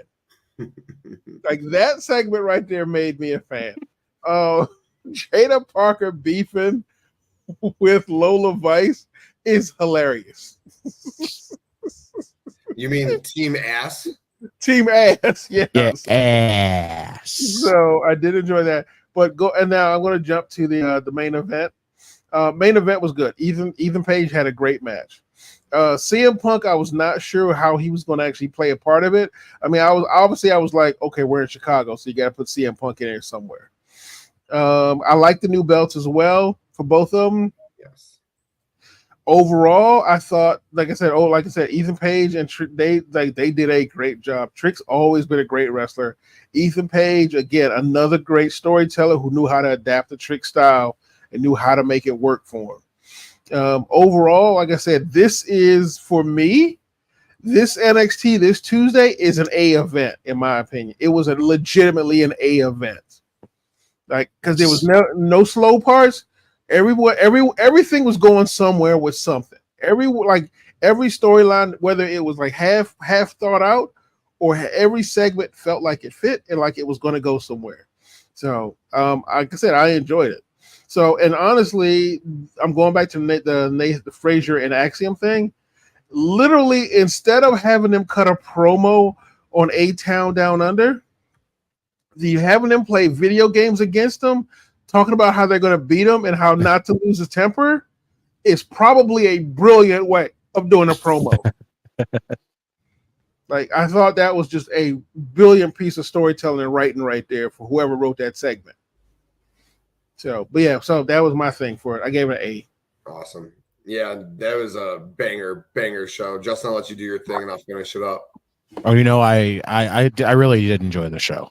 Like, I was hyped for this. Like, they really hyped it up big. And overall, I think the show actually, like, really delivered well. Like, they introduced, like, the introduction of the new titles. The look is amazing. Like, yes, it looks just like the UFC titles. Mm-hmm. But honestly, I think it fits with NXT. Like, I would not be surprised if they go the route and, like, revamp the North American title next. Yeah. Kind of like that, which would be nice. Like, that look of that title with like a red strap would look kind of nice, I think. Yeah. I will say one thing I want to ask y'all. I hate the fact that I'm still a retro wrestling fan, because when Triple H came out and talking about, are you ready? I was like, God, that like literally the hairs of my arms stood. I'm like, God damn it, that shit still works. That Yes, shit it still does. works for me. Just It seeing them does. in the ring, bro. I mean, Exactly. seeing them in the I'm ring sorry, together Joe. is My so bad, dope. Justin. DX runs the WWE. That is it. Yeah. And their product or their prodigy is CM Punk. Who the fuck would have ever expected that, man? Right. So I'm sorry, Justin. Go ahead. My bad, man. Roxanne and Julia, I enjoyed the hell out of the match. Cora coming back, I'm iffy still. I'm iffy only because of the fact that if you're trying to intrigue me fresh off the fact that these two had a match that basically spawned off a heel turn that was terrible, and they've had one match in that entire feud, and now all of a sudden they're aligning together. I don't think that's going to work for me. That's the one issue on the entire thing that doesn't intrigue me. Can I jump in on that one real quick? Yes. So I was gonna be worried if Julia beat Roxanne on her debut match against her. So I like the fact Cora Jade came in, because now Roxanne and Julia will be placed on the side burner. We get Julia versus Cora Jade, which is automatically going to happen. At least I believe it'll happen. Which gives time for Stephanie Vaquer to show up and give her time to come in.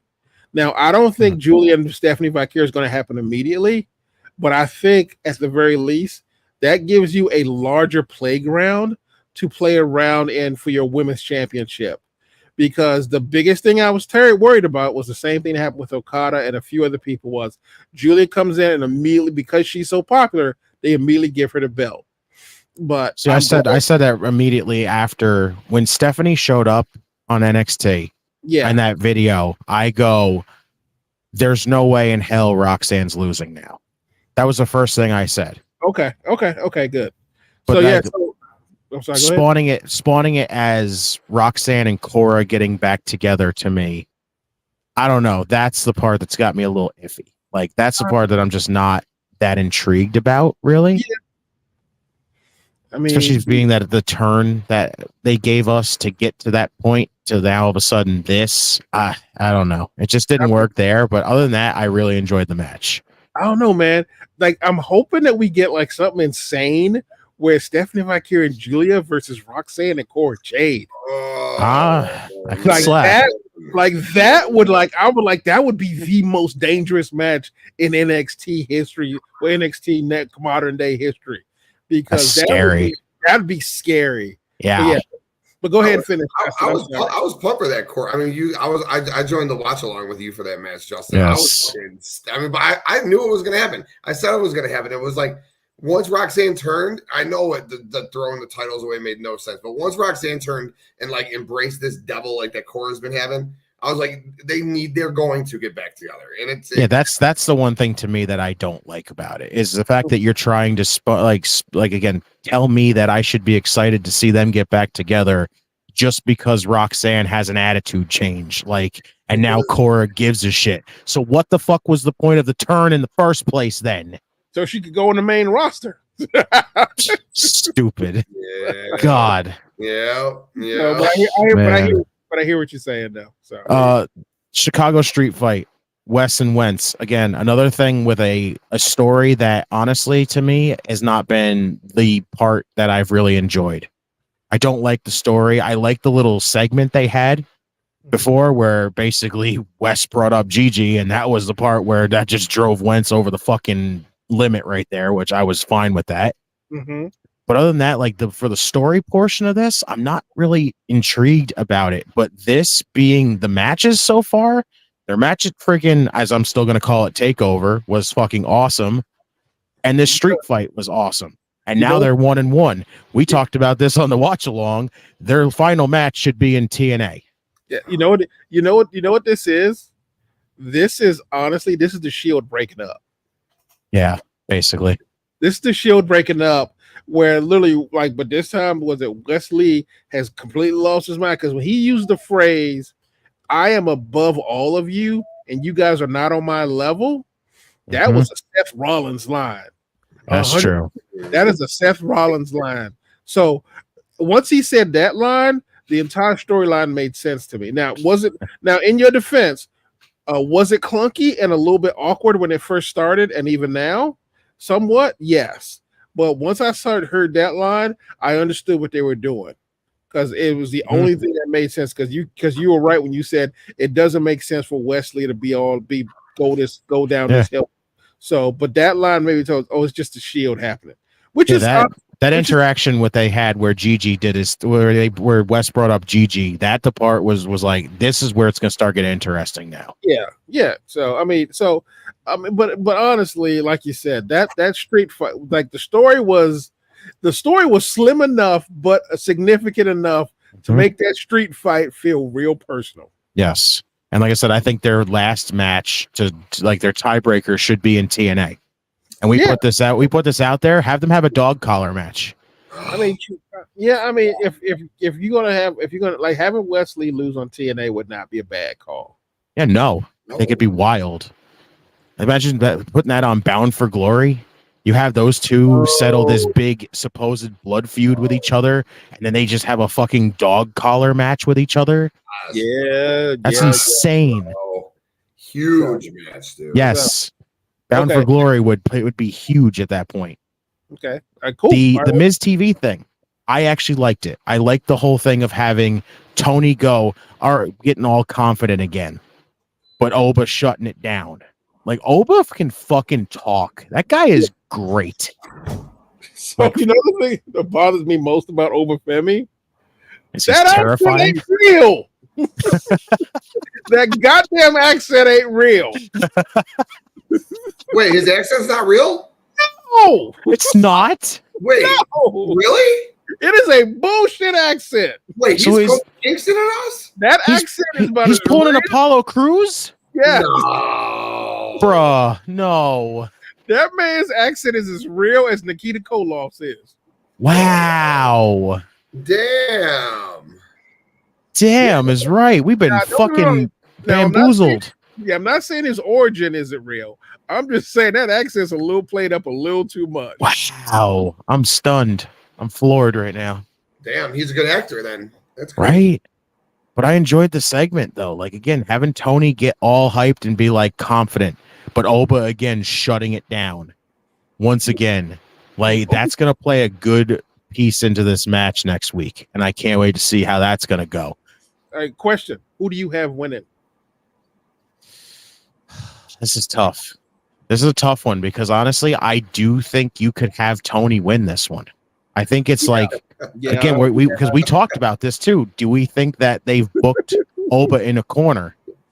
And it's tough because do you just have him go on a fucking tear with the title and then eventually get to the NXT title and then pull the Keith Lee and have two titles? Or does he just or do you have him drop it? It's tough right now. How do you have him lose though? Like the whole family would have to get involved.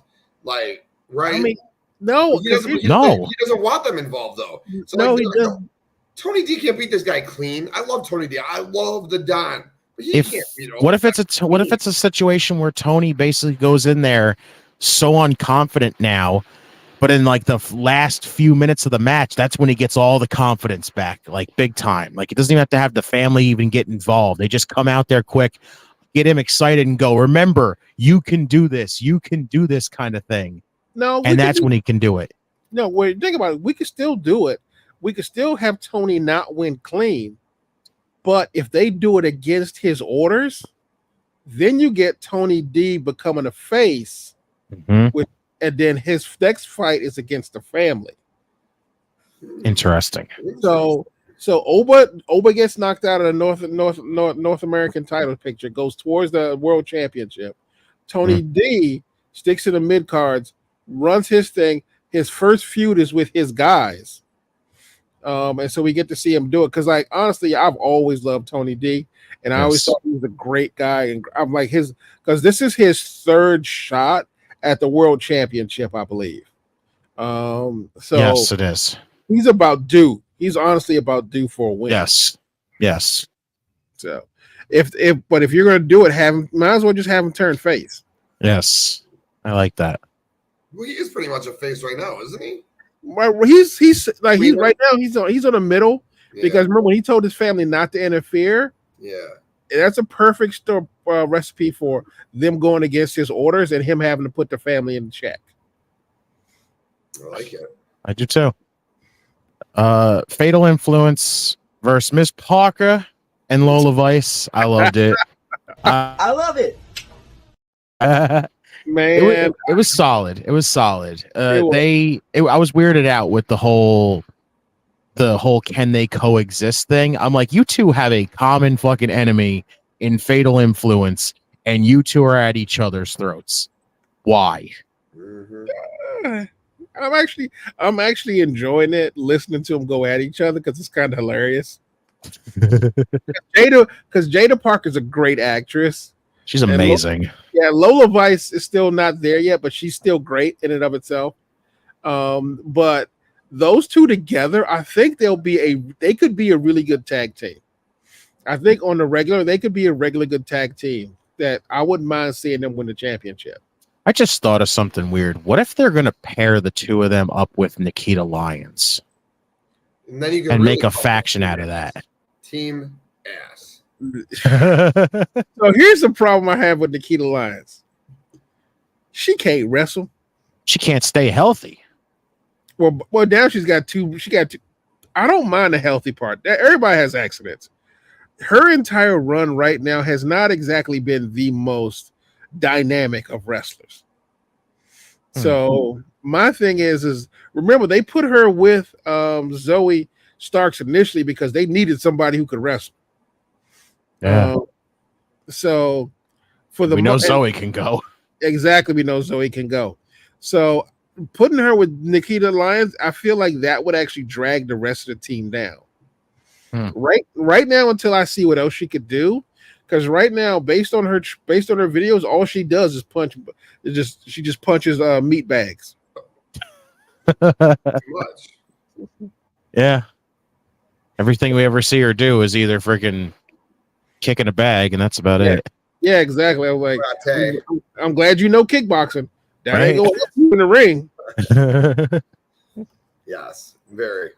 But yeah, having Fatal Influence basically confront Kalani, which, if you think about it, like looking at it, they're actually kind of right, because to them, yes, we see them as heels, but they're kind of right, because Kalani does feel like she is, clearly she's trying to be the fighting champion. Like, you have to earn your way to face me kind of thing. But it almost comes off as like Fatal Influence is correct, being the fact that, does kind of feel like she is kind of ducking them a little bit, which is a good point to look at.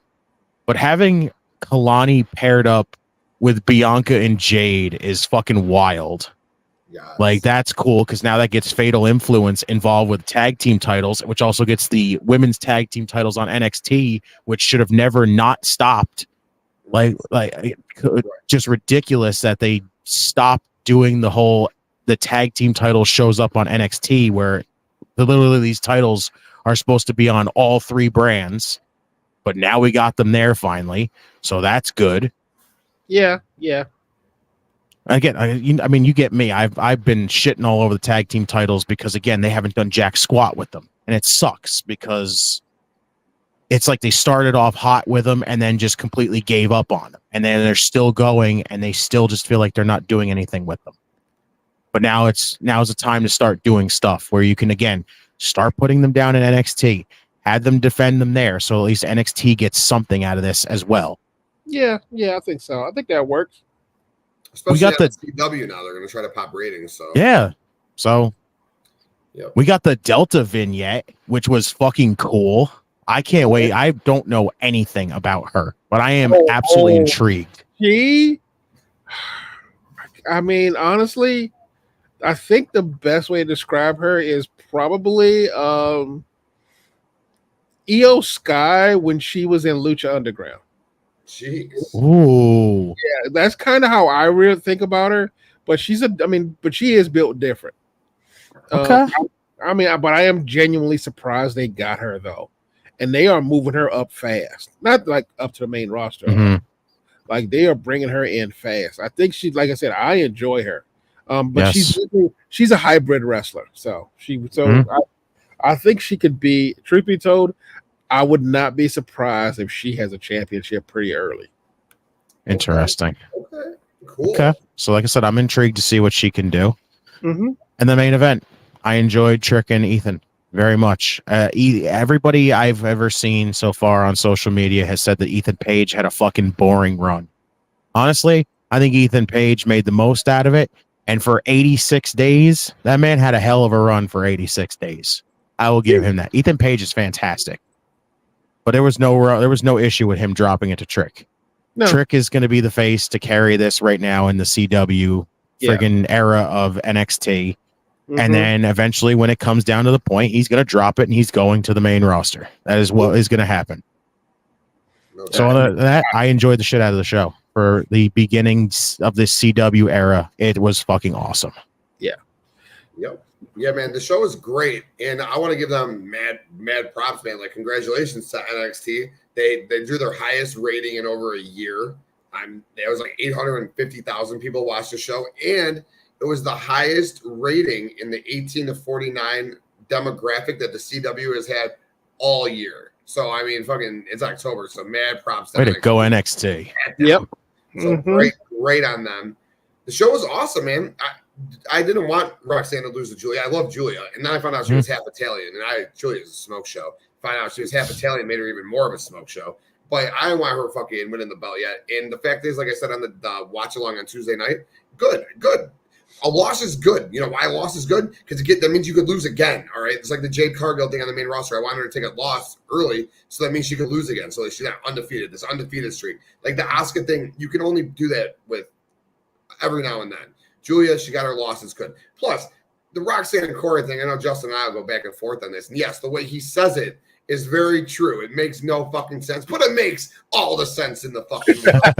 They're young, they're hot, they're best friends. Now they're fucking bad bitches, dude. So, Roxanne, you came over to this side? Let's go. I'll help you keep this belt. She's going to go. Corey's going to go and take that belt off of Kalani is what's going to happen. And then these two are going to hold both of those belts. And then, yes, then I think maybe you'll see Julia take the belt from Roxanne. Maybe you'll see a Delta take the belt from Cora Jade, or Stephanie Bacare could take the belt from Cora Jade. You could have a real two-woman power trip here with them having both belts, and then you could have Stephanie and Julia going after them. You can have a tag match that way. There's a lot you can do putting Cora with Roxanne. Then you can bring Stephanie in as a face to compete against them. So I love that. I don't think Delta will have anything to do with them, but I do think when Stephanie comes in, it's going to be very much involved with that women's world title. Cora will be around it. Julia will be around it. I love it. Wesley and Zach Wentz tore the house down. I absolutely fucking love that match. Some great spots in that match. I like their previous match too, and I would love to see a third one at Bound for Glory. That would be awesome. I'm excited to see what they do with Team S going forward. I like their little friction that they're showing there. Bianca and Jade standing next to Kalani. I mean, Jesus fuck. Fire. I don't even know. Like, well, you gotta know exactly what's going through my head right now. I mean, fuck. And then what else is the main event, right? That's it. Yeah, the main event. There's only 4 matches. Yeah, the Delta vignette was great. I'm very, like you said, Justin, I don't know nothing about her, but I'm very intrigued with what she's going to be about. The main event, I said this for months now, or like maybe 2 months. I don't know, no, months when I found out they were going to CW. There's only one person. There's only one motherfucking flag bearer for NXT. Whoop that trick, baby. Yeah. I said he would have that belt. That's when Ethan Page won. I said there's no way he doesn't have that belt going back to the CW or going into the CW. Okay, fine. He won it the night of the premiere. Okay, what more solidifies your crowd? That fucking confetti coming down with 8,000 large chin. Whoop that trick. What? I mean, come on. Ethan Page getting hit with a go to sleep. Now his thing though. On top of it, yeah. Here's mine though. Ethan Page does look like a CW villain though. Yes, he does. Yes, he does. He's a perfect.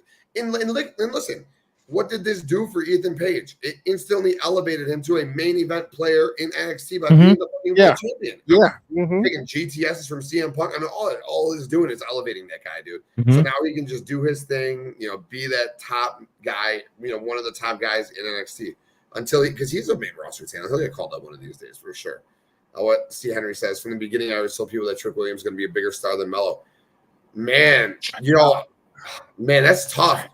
I don't know. I don't know, man. I don't know about that one, but as of right now, he kind of is a little bit. Trick's got it's wild to say because Melo's got mad charisma himself, but they got different charisma. If that makes sense. Like, no, it does. I have to see Melo. Maybe it's just we haven't seen it yet, but does Melo have that baby face aura around him like Trick does? Because when Melo was a face, I thought Melo was still a heel. He still felt heel Melo to me. Yeah. Like Melo don't miss. Trick's got some sort of an aura around him as a face, man. Yeah. Like makes casuals like my wife fucking be whoop that Trick. Like, I don't know. Think about it, Trick. Think about it. Melo has that Bianca kind of thing, like where Bianca's character is basically heel. Like when you go around telling you I'm the greatest, the fastest, like the strongest, the EST kind of thing. This is Melo. Like the man walks around calling himself him. Nobody else is on his level kind of thing. That's a fucking heel. See, Henry, I agree and disagree with that statement you got going on right there. I don't know if I would say it's Melo. I do think it has been a lot of false starts. After this thing with Andrade, it's a whole different story, though. Yeah, exactly. So I think he's in the middle of I think he came up. They had a plan for him. It got really weak, and then all of a sudden it got really hot. Because I remember because he was having some big time matches. I think didn't he have a match against Randy? With almost the first couple of weeks he showed up on the main roster. Yeah, his first match against when he got drafted over to SmackDown was against Cody. Yeah. Thank you. Against Cody, and then I think he had a few other people, but like you said, but like Henry said, it fell off, and then he's fighting on the Speed Network for the Speed Championship. So, but I will give them credit; they have brought that rivalry to the main roster. And I'm enjoying Melo being an asshole to Andrade for no reason. Yeah. But that goes back to what y'all said before. Melo's more of a heel than he is a face versus Trick, who, like you said, he can't walk in a room and not light that shit up. Dude. He's got it. Melo was him. Yeah. He has it. And I'm not saying Melo doesn't have it. But I think Trick's it is on a whole nother level. I think too. I'm not saying Trick's better than Melo's a better wrestler. Melo's definitely a better heel. But man, it's the song. The songs, the fucking crowds into it. Yeah. It all has feel to it. But with that being said, guys, I'm gonna throw out one quick one though. Shouts to my boy Javon Evans. That boy's getting a match with Randy Orton next week. Let's go. Yes. So he got called out by Randy Orton. That man is going to absolutely get put over by Randy Orton, whether he wins or loses. 45 versus 20. That's fucking crazy, dude. Randy Orton's been wrestling as long as this kid's been alive. Yeah. Crazy. And I could see Randy absolutely no matter what, even if he beats him. First off, that RKO that man's going to get hit with is going to be disgusting. The height he's going to get just coming into it is going to be insane. Second off, this man wins no matter what. He's in the ring with Randy Orton at 20 fucking years old. Yep. What can get better than that? Not much. Not much. When are the Motor City Machine Guns showing up? Are they showing up in St. Louis next week? They could show up next week, honestly. Honestly, yeah. They're in Detroit. St. Louis ain't that far away from Detroit. So there you go. All right. And truth be told, I think they are saved. They were to save it. I think they're saving the month because truth be told, as we're sad that the Lucha Bros are going to have to wait a few more months to get there. Motor City Machine Guns showing up on the second night where Randy's fighting Javon. I think that's actually not a bad idea. And truth be told, this is the one time where I will not be upset if the Motor City Machine Guns show up and win a title. Just have him show up and confront freaking Fraxium. Yes. I'll be okay if they won. And that match is going to be an absolute banger. 100%. So or if the very least have him pick a fight with them immediately. So also keep A-Town Down Under down there and let that be Motor City Machine Guns' first match. Ooh. Oh man. And honestly, that would lead into them breaking up if they lose to the Machine Guns. What if they did the A-Town? I mean, I don't know how you could pull it off, but what if A-Town Down Under won the tag titles and like Ava made him defend them the same night against this random team? Or City Machine Guns come out and win the belt from him. So like wild. I don't know. I'm just spitballing shit now. All right. No, they could win. They could win by cheating. And Ava could come out and go, since you're like such champions, yada yada yada. Then how about I introduce you to our newest NXT recruits, and it's the Motor City Machine Guns coming out running to whoop their ass. Let's go. So then you can set that matchup, A-Town Down Under versus Motor City Machine Guns. Let's go. That would be dope. Yes. Well, boys, you got anything else on NXT? No. That was it. It was an A show. Yes, they nailed it. Both for a debut. Shows, NXT and Raw, both of them, dude. Monday and Tuesday night, both fucking banged hard, man. Yeah, both banged hard. Well, let's get into it then. Let's get into the 7 deities have come to me with a very powerful premonition. That's right, baby. We got a PLE this weekend. WWE Bad Blood Saturday night. It will be going down at early start time. I believe it'll be going on at 5 Central Time, 6 Eastern Time. So early start time on Saturday. You'll be able to catch the watch along right here on Circle of Debate. Dom, Kayla, Justin, maybe Pepsi Phil. Their whole crew is going to be lined up. So come up, check it out right here on Circle of Debate. So if you're watching first time, please hit the subscribe button so you're notified when we go live on Saturday. But yeah, man, we got 5 matches as Triple H likes to do. We got Drew McIntyre and CM Punk in Hell in a Cell. We got Cody, the mega powers aligned once more. Cody Rhodes and Roman Reigns are taking on Solo Sikoa and Jacob Fatu. You got the SmackDown Women's title with Nia Jax defending against Bayley. You got the Judgment Day stuff with Finn Balor taking on Damian Priest, and the women's title, Liv Morgan defending against Rhea Ripley with Dominic Mysterio in a shark cage. Fellas, when I start predictions, I always like to do the biggest matches. For me, the biggest match is the Hell in a Cell match, all right? So to me, this should be main eventing the show. I understand if it's not, only if The Rock is showing up. However, I think this match should be main eventing the show. Pepsi Phil, we'll start with you. Who do you think wins this match? For the cage match, here's the interesting thing. I don't know who I want to win because I'm on the same boat as Justin was. When they got rid of the goddamn bracelet, it became a story I cared about. Now, part of me goes, I think since Punk won the last one, give it to Drew. But at the same time, I'd understand if Punk wins this one as well, because let's face it, if you go back to his ROH days, Punk has won more extreme matches than Drew has in that particular case. Truth be told, I can't pick who I'd want, but if I'm just going to flip a coin, I will give it to Punk. I think Punk has the energy for it. I think Punk's got the great momentum for it. And Drew doesn't lose anything losing to Punk at this place. He gets points for keeping this rivalry going. Yeah, was it awkward? Was it crunchy? Yeah. But he still kept this going strong. And I believe this. I think this leads to Saudi Arabia. Ooh. I think this leads to Saudi Arabia. Interesting. So you think the feud continues between them? Oh yeah, I don't think this ends. I think right now with this, I think this thing got second life after that promo, which I didn't see the show, but I did see the clip of it. After that promo, I think it got a second breath of air for it. So I think it can go for another. I think it can go for one or two. I think just one more pay-per-view if you want, because like I said, Drew and they saved the run. They saved that storyline. Because let's face it, that bracelet thing was starting to piss us all off. Nice. Yeah. Storyline. Okay. All right. So you got Punk, but you think the feud's going to continue. Very interesting, Pepsi. Yeah. Okay. Justin, who you got, bro?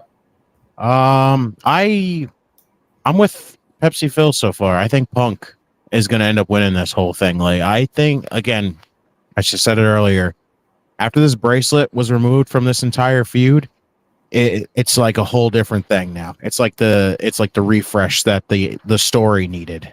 It needed to just move on from that stupid fucking bracelet thing because it was just not working. Like, you had so much intrigue, story came on so strong in the beginning, and then you had this whole thing of just like, I get where they were trying to go with the bracelet by having, Drew be like, now metaphysically, you guys, your family's in my corner right now, and I get that. Makes all sense. Like, but just, you can't expect people to be fully intrigued by a story over a fucking fan-made, Dollar General freaking items made bracelet. Come on. Like, it's not going to work that way. I think Punk is going to end up winning this only simply because of the fact that they're going to move him on. Like, they did not just tease him and Gunther for nothing at this point. This is going to be where Punk's going to move on. And I think this is where Drew should actually go on. And I think this should be the start of Drew getting ready to move back over to SmackDown. Okay. Because if this is going to be the end, what does Drew do next, really? Drew has to have something. And I feel like a fresh start for him back on SmackDown is a perfect way to get him going while Punk goes and chases the world title for a little bit. Which, again, I don't see Punk winning the world title right off the bat, because honestly, if we're going to end up building up him and Seth Rollins as a match, you don't want the world title trapped inside of that feud. That feud doesn't need the title, because those two have just a big enough feud as it is that they don't need a title involved in it to make it bigger, kind of thing. But I have Punk winning this. Yeah, I don't know where Drew goes from here. I was thinking that Wyatt 6 vignette from Raw, where they were talking about hate. You're consumed by hate. I don't know, man. Drew McIntyre is consumed by hate. Maybe he could possibly be a target of the Wyatt 6 after this. I don't know that I want to see that, though, to be honest with you. I don't know where. I mean, anything that they do is going to be fun, and Drew's great. I just don't know that I want to see that, but maybe that's where they go. But Punk wins this match. The end of this feud's over. It's done. Punk's got to win this match. It's got to be a bloodbath, though. I want them both just to be bleeding profusely. I mean, they've done it. They've been this fucking a year long now at this point. 10 months of this back and forth. Punk's cost him multiple world titles. Drew took his bracelet. It's so fucking lame. God, when you say it, it's so lame. Right. Punk's cost him multiple titles. I mean, Drew took 6 months of Punk's career, so he took his WrestleMania moment from him. Punk's got to win this match, though. I don't know where Drew goes from here, but now is not the time to figure it out. Punk wins this match. I love the idea of SmackDown, though. I feel like there's fresh stories over there. I would love to see Drew McIntyre and Kevin Owens feud. I think that would be great. I also would love to see Drew McIntyre feud with Cody for the belt, but I guess he'd just be losing, so I don't know that they go ahead and pull that trigger. But either way, Drew's got to have something, because there's nothing on Raw for him after Punk. Okay. Or like Braun Strowman or something, but that doesn't, no, that's lame. But Punk wins this match for sure. The Bloodline match, which is probably going to main event the show. You got Cody Rhodes teaming versus Roman Reigns, taking on Solo Sikoa and Jacob Fatu. So Pepsi Phil, who you got winning the match? And if it's the main event, do you think The Rock's showing up, or do you think it's just going to be Jimmy Uso, Paul Heyman? What do you think is going to happen at the end of this match? I think it's a clean fight. No one shows up, but I think this is where Kevin Owens snaps. I think he snaps on this one, and I think now I'm trying to pick who wins, and I think honestly, I think it's Cody and Roman, but I think Kevin gets so pissed about it that he goes in and like turns on them both. So I think match. So I think that's what I think, because I think this match is good for a Kevin Owens heel turn. That'd be fun. It seemed like it was coming this week on SmackDown, or this past week. Yeah, for sure. Mm-hmm. That'd be interesting. Justin, who you got winning this match, and do you think The Rock shows up after, or what do you think happens at the end of the match? I do have Cody and Roman winning this. Honestly, it's just I don't see Rock showing up. I don't get why Rock would show up now. I feel like there's still a little bit of time that even story-wise would make more sense for Rock showing up. And this just does not feel like the moment that it should be. it's I'm very confused about the Kevin Owens thing because it could be an Owens turn, but Owens being pissed off about the whole thing could just be a red herring for an eventual Randy turn. So that's just it's so difficult because you could end up just getting them both turn. They both could just be done with it. Orton will cost Cody and Roman. Wow. Okay. That's the one thing that's confusing me. Is like, will we get Owens turning? Will Randy be the one to actually turn? And Owens was just kind of like the distraction. Will they both turn? Because they're both like, listen, we backed you with the bloodline, yet here you are teaming with Roman. Like, and SummerSlam is right around the corner. Yeah. So Justin, got a lot of stuff. Justin, what if I throw a wrench into this really quick? So you guys are talking Kevin Owens turning. You guys are talking Randy Orton turning.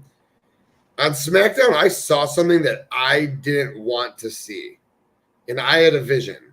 And my vision was that at Survivor Series, it's not going to be a Bloodline versus Bloodline War Games match. At Survivor Series, it's going to be Solo's Bloodline, which will add a fifth guy. Maybe Hikuleo will show up, and he'll be a part of it, taking on Cody Rhodes, Roman Reigns, Jimmy Uso, Kevin Owens, and Randy Orton. And Cody is going to get Randy and KO teaming with them. It's an interesting take. Crazy?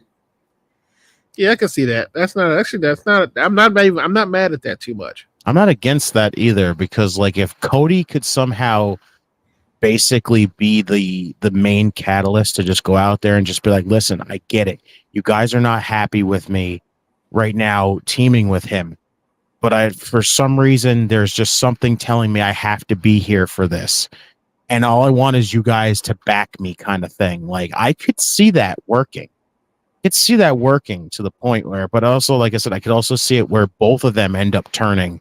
So that way Cody has some fucking opponents going forward to get him closer, because I still honestly, truly am going to keep saying it. I hope to God that him and Rock, when Cody and Rock eventually happens, you save that for Rumble, because Mania should primarily be Roman and Rock. That is it.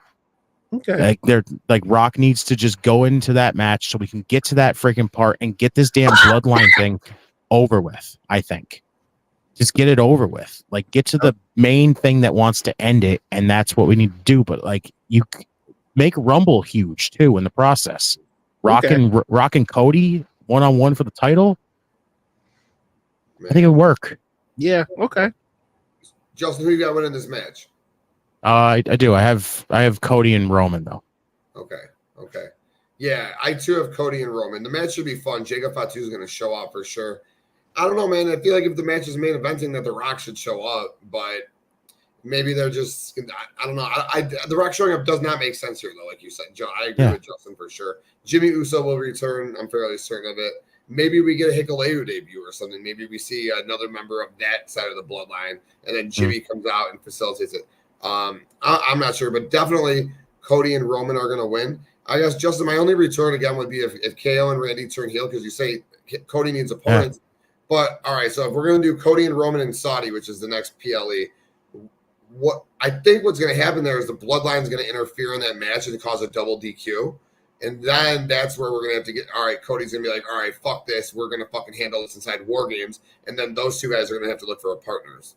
And then because then you have Survivor Series War Games, then you have the December pay-per-view, which right now I don't even think there is a December PLE. Basically that Saturday night's main event thing is, and that's about it. And then you swing right into the Royal Rumbles, where you're going to do, theoretically, The Rock shows up after the War Games match of Survivor Series, and that's where him and Cody go eye to eye, setting up the Rumble match. I don't know that we have time for Randy or KO to fuck with Cody yet. Okay, I see what you're saying. But I don't know. We could talk about that many, many other days. Let's keep this fucking bad blood predictions rolling. But man, it's a great topic right there. We're gonna have to tell Poppy maybe let's get a debate center going on fucking what's gonna go down with Cody's title reign. Or something. We can talk about that shit for days, baby. Yes. But let's get into the women's action. Let's do the Raw side of things. Dominic Mysterio in a shark cage. Liv Morgan defending her Raw Women's Championship against Rhea Ripley. Pepsi Phil, who you got, bro? I think Liv still retains. I think right now Rhea does not need it. Rhea is the hottest woman in pro wrestling, not WWE, in pro wrestling, period. Right now, a belt is nice on her, but honestly, she doesn't need it too much. Her being with Damian is also great. I can see why they would let Liv win, but truth be told, I'm going to vote Liv on this one because it helps Liv more than it does Rhea. But if you are doing it as a setup for Charlotte coming back, because I think she is coming back in about a month or so, I'd give it to Rhea. So despite what I said, if we're doing it as a prep for Charlotte, I give it to Rhea. Okay. Because I think I'd let Rhea win because giving her run long enough for Charlotte to come back, and we finally get Charlotte Rhea, except this is a new Rhea versus the original Charlotte Rhea who beat her. That would be interesting. Awesome. See, Henry's been saying he thinks Tiffany Stratton's going to cash in on this match. That's actually a good call. And then it's an interesting twist. Yeah. Because honestly, her and Nia Jax with championships would be kind of hilarious. That would be really, really interesting for sure. Justin, who you got winning this match, bro? I've been saying this the whole entire time, no matter what show I've been on talking about this. I think Liv has to win this. I think Liv should win this. I think Rhea at this point, if Rhea wins the title, it's over. And then after that, the bigger question also there is, if Rhea wins the title, what's next for Rhea at that point? Because if this is just done, if this just ends after she beats Liv, who the fuck does Rhea Ripley face? Do we just go back to the same thing of where her title runs just in limbo till they come up with another contender? No. I think you keep this going for a couple months and then keep getting Rhea over even bigger in the process of chasing. Meanwhile, it just makes Liv more despised by people. I think you do it. But honestly, I see Liv winning this only simply because of help. And since her one main issue, her one main source of help is up in a fucking shark tank or a shark cage hanging above the ring, I say you go for the gusto and you bring back Raquel. You stole it from me, you son of a bitch! You took it. Yes. I was waiting to bring that out. Yes, dude. I'm telling you, dude. It needs to happen. It makes all the fucking sense in the world. Raquel has history with Rhea. Raquel has history with Liv. Give me what I want. Give me what I want. Yes. I love it. Raquel beat Rhea for the NXT title. It just makes all the sense to have her show up and have her be Liv Morgan's fucking heater. Have her take all the heat and be her bodyguard. This will end up way better than what Camille is doing with fucking Mercedes Moné, which is crazy. Yep. And then you could have Rhea versus Raquel in a big fucking match for a fucking couple week feud. And then you could work that into a women's War Games match where you have Liv and Raquel on one side and you got Rhea, Bianca, Jade on the other side. And then you could team people with fucking Liv and Raquel. I mean, that fucking works out. Or you could do the thing like we talked about just not too long ago. What if you do the first ever mixed freaking War Games match? That would be tight. What if the War Games match isn't Bloodline and Bloodline? What if it ends up being freaking Judgment Day? You just do that where you now add Raquel in there. So now you have Liv, Raquel, and the rest of Judgment Day, versus say Rey Mysterio, and you could have Rhea Ripley in there, and then Damian Priest. And then this could be the return of Becky Lynch or something like that. Anything. Cool. Yeah, no doubt. I love that. That's a great idea for sure. Man. Yeah, I'm with you. Liv's gonna win the match. I think Raquel's coming back and Raquel's gonna help her win the match, and Judgment Day is just gonna get more members. And yeah, man, I don't gotta elaborate too much because everything Justin said. I'll just say that. Everything Justin said is why Liv's gonna retain. Because where does Rhea go with that title from here? So, yeah, no. Everything Justin said, no doubt. Let's swing. Oh, yeah. Alexa Bliss coming back. That would be real fun. Dude, I would like to see Alexa. Alexa is part of the Wyatt Six fucking feuding with Liv. And then you got the rest of the Wyatt Six feuding with the Judgment Day. Now that is fucking juicy. So I wouldn't mind. There we go. That would be fun too. Bliss starts chasing the women's world title. Meanwhile, Raquel's there, but then she has to deal with Nikki. Like that's yes, dude. Yes. Then you got the guys. You got like Gacy and Rowan go for the tag belts or something, or Gacy and Loomis, however you want to do it, dude. Right. New Day rules or Freebird rules with the belt. Right. However you want to do it, dude. Yeah, for sure. All right, we got 2 more matches left. Let's do the other women's title match. SmackDown Women's Championship. Nia Jax defending the belt against Bayley. Justin, who do you think is going to win this one? I'm just gonna say this right now. I don't think either one of these two end up winning the match, to be honest with you. Okay. I think this is where Tiffany cashes in the middle of this. I think she's going to cash in during the match because I think, honestly, story-wise, it makes sense. Like after what Nia did to her on Friday, where she basically grabbed her by the throat and threatened her, there's no way in hell Tiffany Stratton is going to sit back and let this shit go down and just wait. She could literally do it in mid-match. Like Bayley clearly is not winning back for the championship right now. Absolutely not. You're not going to just put it on Nia and then take it off of her like that to put it back on Bayley. If you're going to do it, you're going to build up somebody else, and that's going to be Tiffany.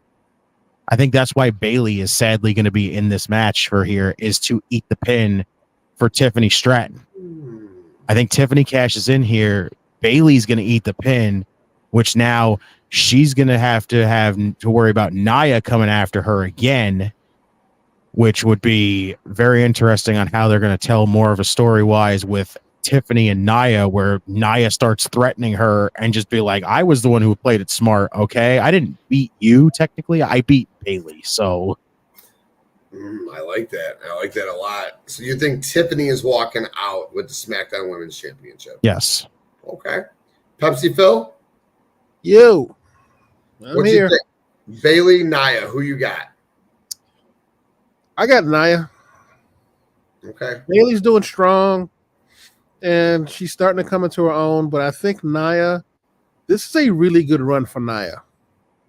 I'm really enjoying her run. I'm really enjoying her push for this one, and she's just been entertaining. So, and I think her and Tiffy is a much better squabble than Tiffy and Bayley. Yeah. Yeah, no doubt. I mean, if she does cash in, but, you know, however they want to pull it. Yeah. Yeah. Yeah, for sure. I'm with you guys. Well, I think that I'm with Pepsi Phil. Nia is going to retain the belt. I don't know why Bayley is even in this match. I was pretty disappointed that Naomi didn't get the win on SmackDown this past week. If they weren't going to run a triple threat between the three of them, I thought Naomi should have got the shot, the PLE world title shot. More than deserved it. But I digress. I do not think Tiffany is going to cash in here. Reason being, Justin, you said it. The Queen's coming back.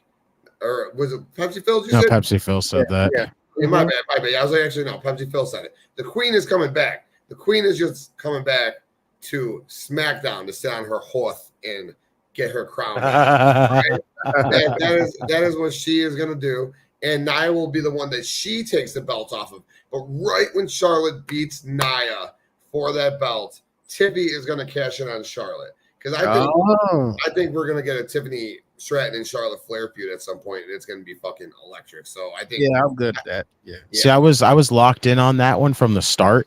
Like that's how I could see it. Like they were clearly going to do Queen versus Queen for the title. You know, jack up those numbers for Charlotte a little bit more, and then have Tiffany cash in. I believed that was going to happen, but after like we've seen lately and how Nia has just been at Tiffany, I can't see Tiffany holding back much longer. I hope not. It would be cool if what you said happened and Tiffany walked out with a championship. That would be cool. If what C. Henry said it was going to happen and she cashes in on the Raw side of things, I think that would be a wild twist that nobody right. So that would be really cool. But gentlemen, let's finish this up and ride on out of here. Last match, battle of the former Judgment Day members. Damian Priest taking on his ex-tag team partner Finn Balor. Pepsi Phil, who you got winning this match? I want Damian to win this one. Like I love Finn, but I think Damian can use the push. He's had a good run, and I think he's had some good wins. But I think this one is, probably the most personal of the stories he's done so far. And I think, and honestly, Judgment Day's been on such a good run for so long. I don't see Finn losing anything if he loses this match. Yeah. So I'm good with Damian winning this one. I'm gonna pick Damian. Cool. Yeah, for sure. Justin, what about you, bro? See, I got Finn. I'm going Finn on this one because honestly, like I look at it and I go, Priest chasing again. It's the same situation like with Rhea. Rhea's chasing after Liv to try to win the world title back from her. At this point, if you want to keep building up more and more of getting people behind Priest and behind Rhea, you have them continuously chase more. So in this situation, again, you want to keep making that brand new Judgment Day look strong. That's when you do it. You have Finn win this one and have Priest continuously chase until eventually that's when it's going to come down to the moment where he's going to finally beat Finn. And then we can kind of move on from that. It's like same situation with Rhea. If Rhea beats Liv, then it's over. It's the same kind of thing. If Priest beats Finn, eventually, if it comes down to it, if they've had a couple matches and then Priest is the one to actually end the entire feud, then we can move on from there. So I say you continuously build them more. You get Finn the win here. Okay. That's what C. Henry's saying too. He said, when was the last time Finn beat a top guy? Finn will probably get the win here. Yes. Poppy agreed with what we were saying, Justin, with Raquel coming back to help Liv. That makes a ton of sense for sure, Poppy. And he also says, and this is bullshit, why is Punk and Drew opening instead of being the main event? He said, is Rock showing up with Hikuleu? That would be interesting. He says, no, you're bullshit, Papa H. What? Yeah, man.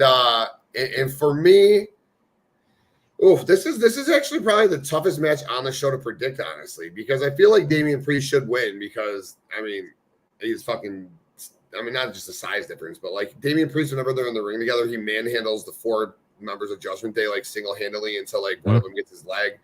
So Priest should probably win. Something inside of me is saying Balor, though. I don't know. This is like a literal coin flip for me. Everything that Justin said makes all the sense in the world. Priest keeps chasing the Judgment Day. What sense does it make if Priest gets to win in their first match together? Pepsi Phil makes good points. Damian Priest should get the win. Big match. I mean, he's the guy here. He's the guy that they're building up. I don't know, man. Flip a coin.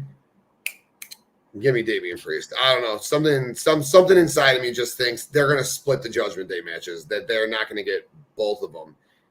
I don't know why. But if Finn might, fuck it. I'll give me Finn Balor. Finn might look real fucking weak as the leader of this new Judgment Day if he gets a loss and Liv keeps the belt.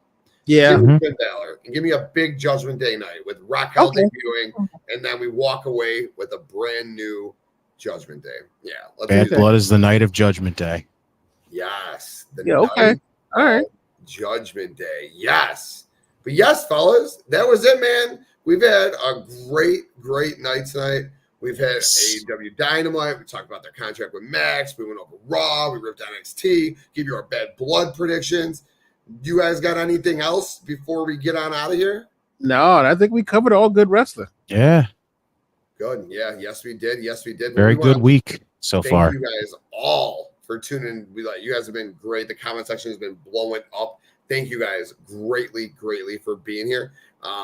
Please like this video. Please subscribe to the channel. We got great stuff all week long.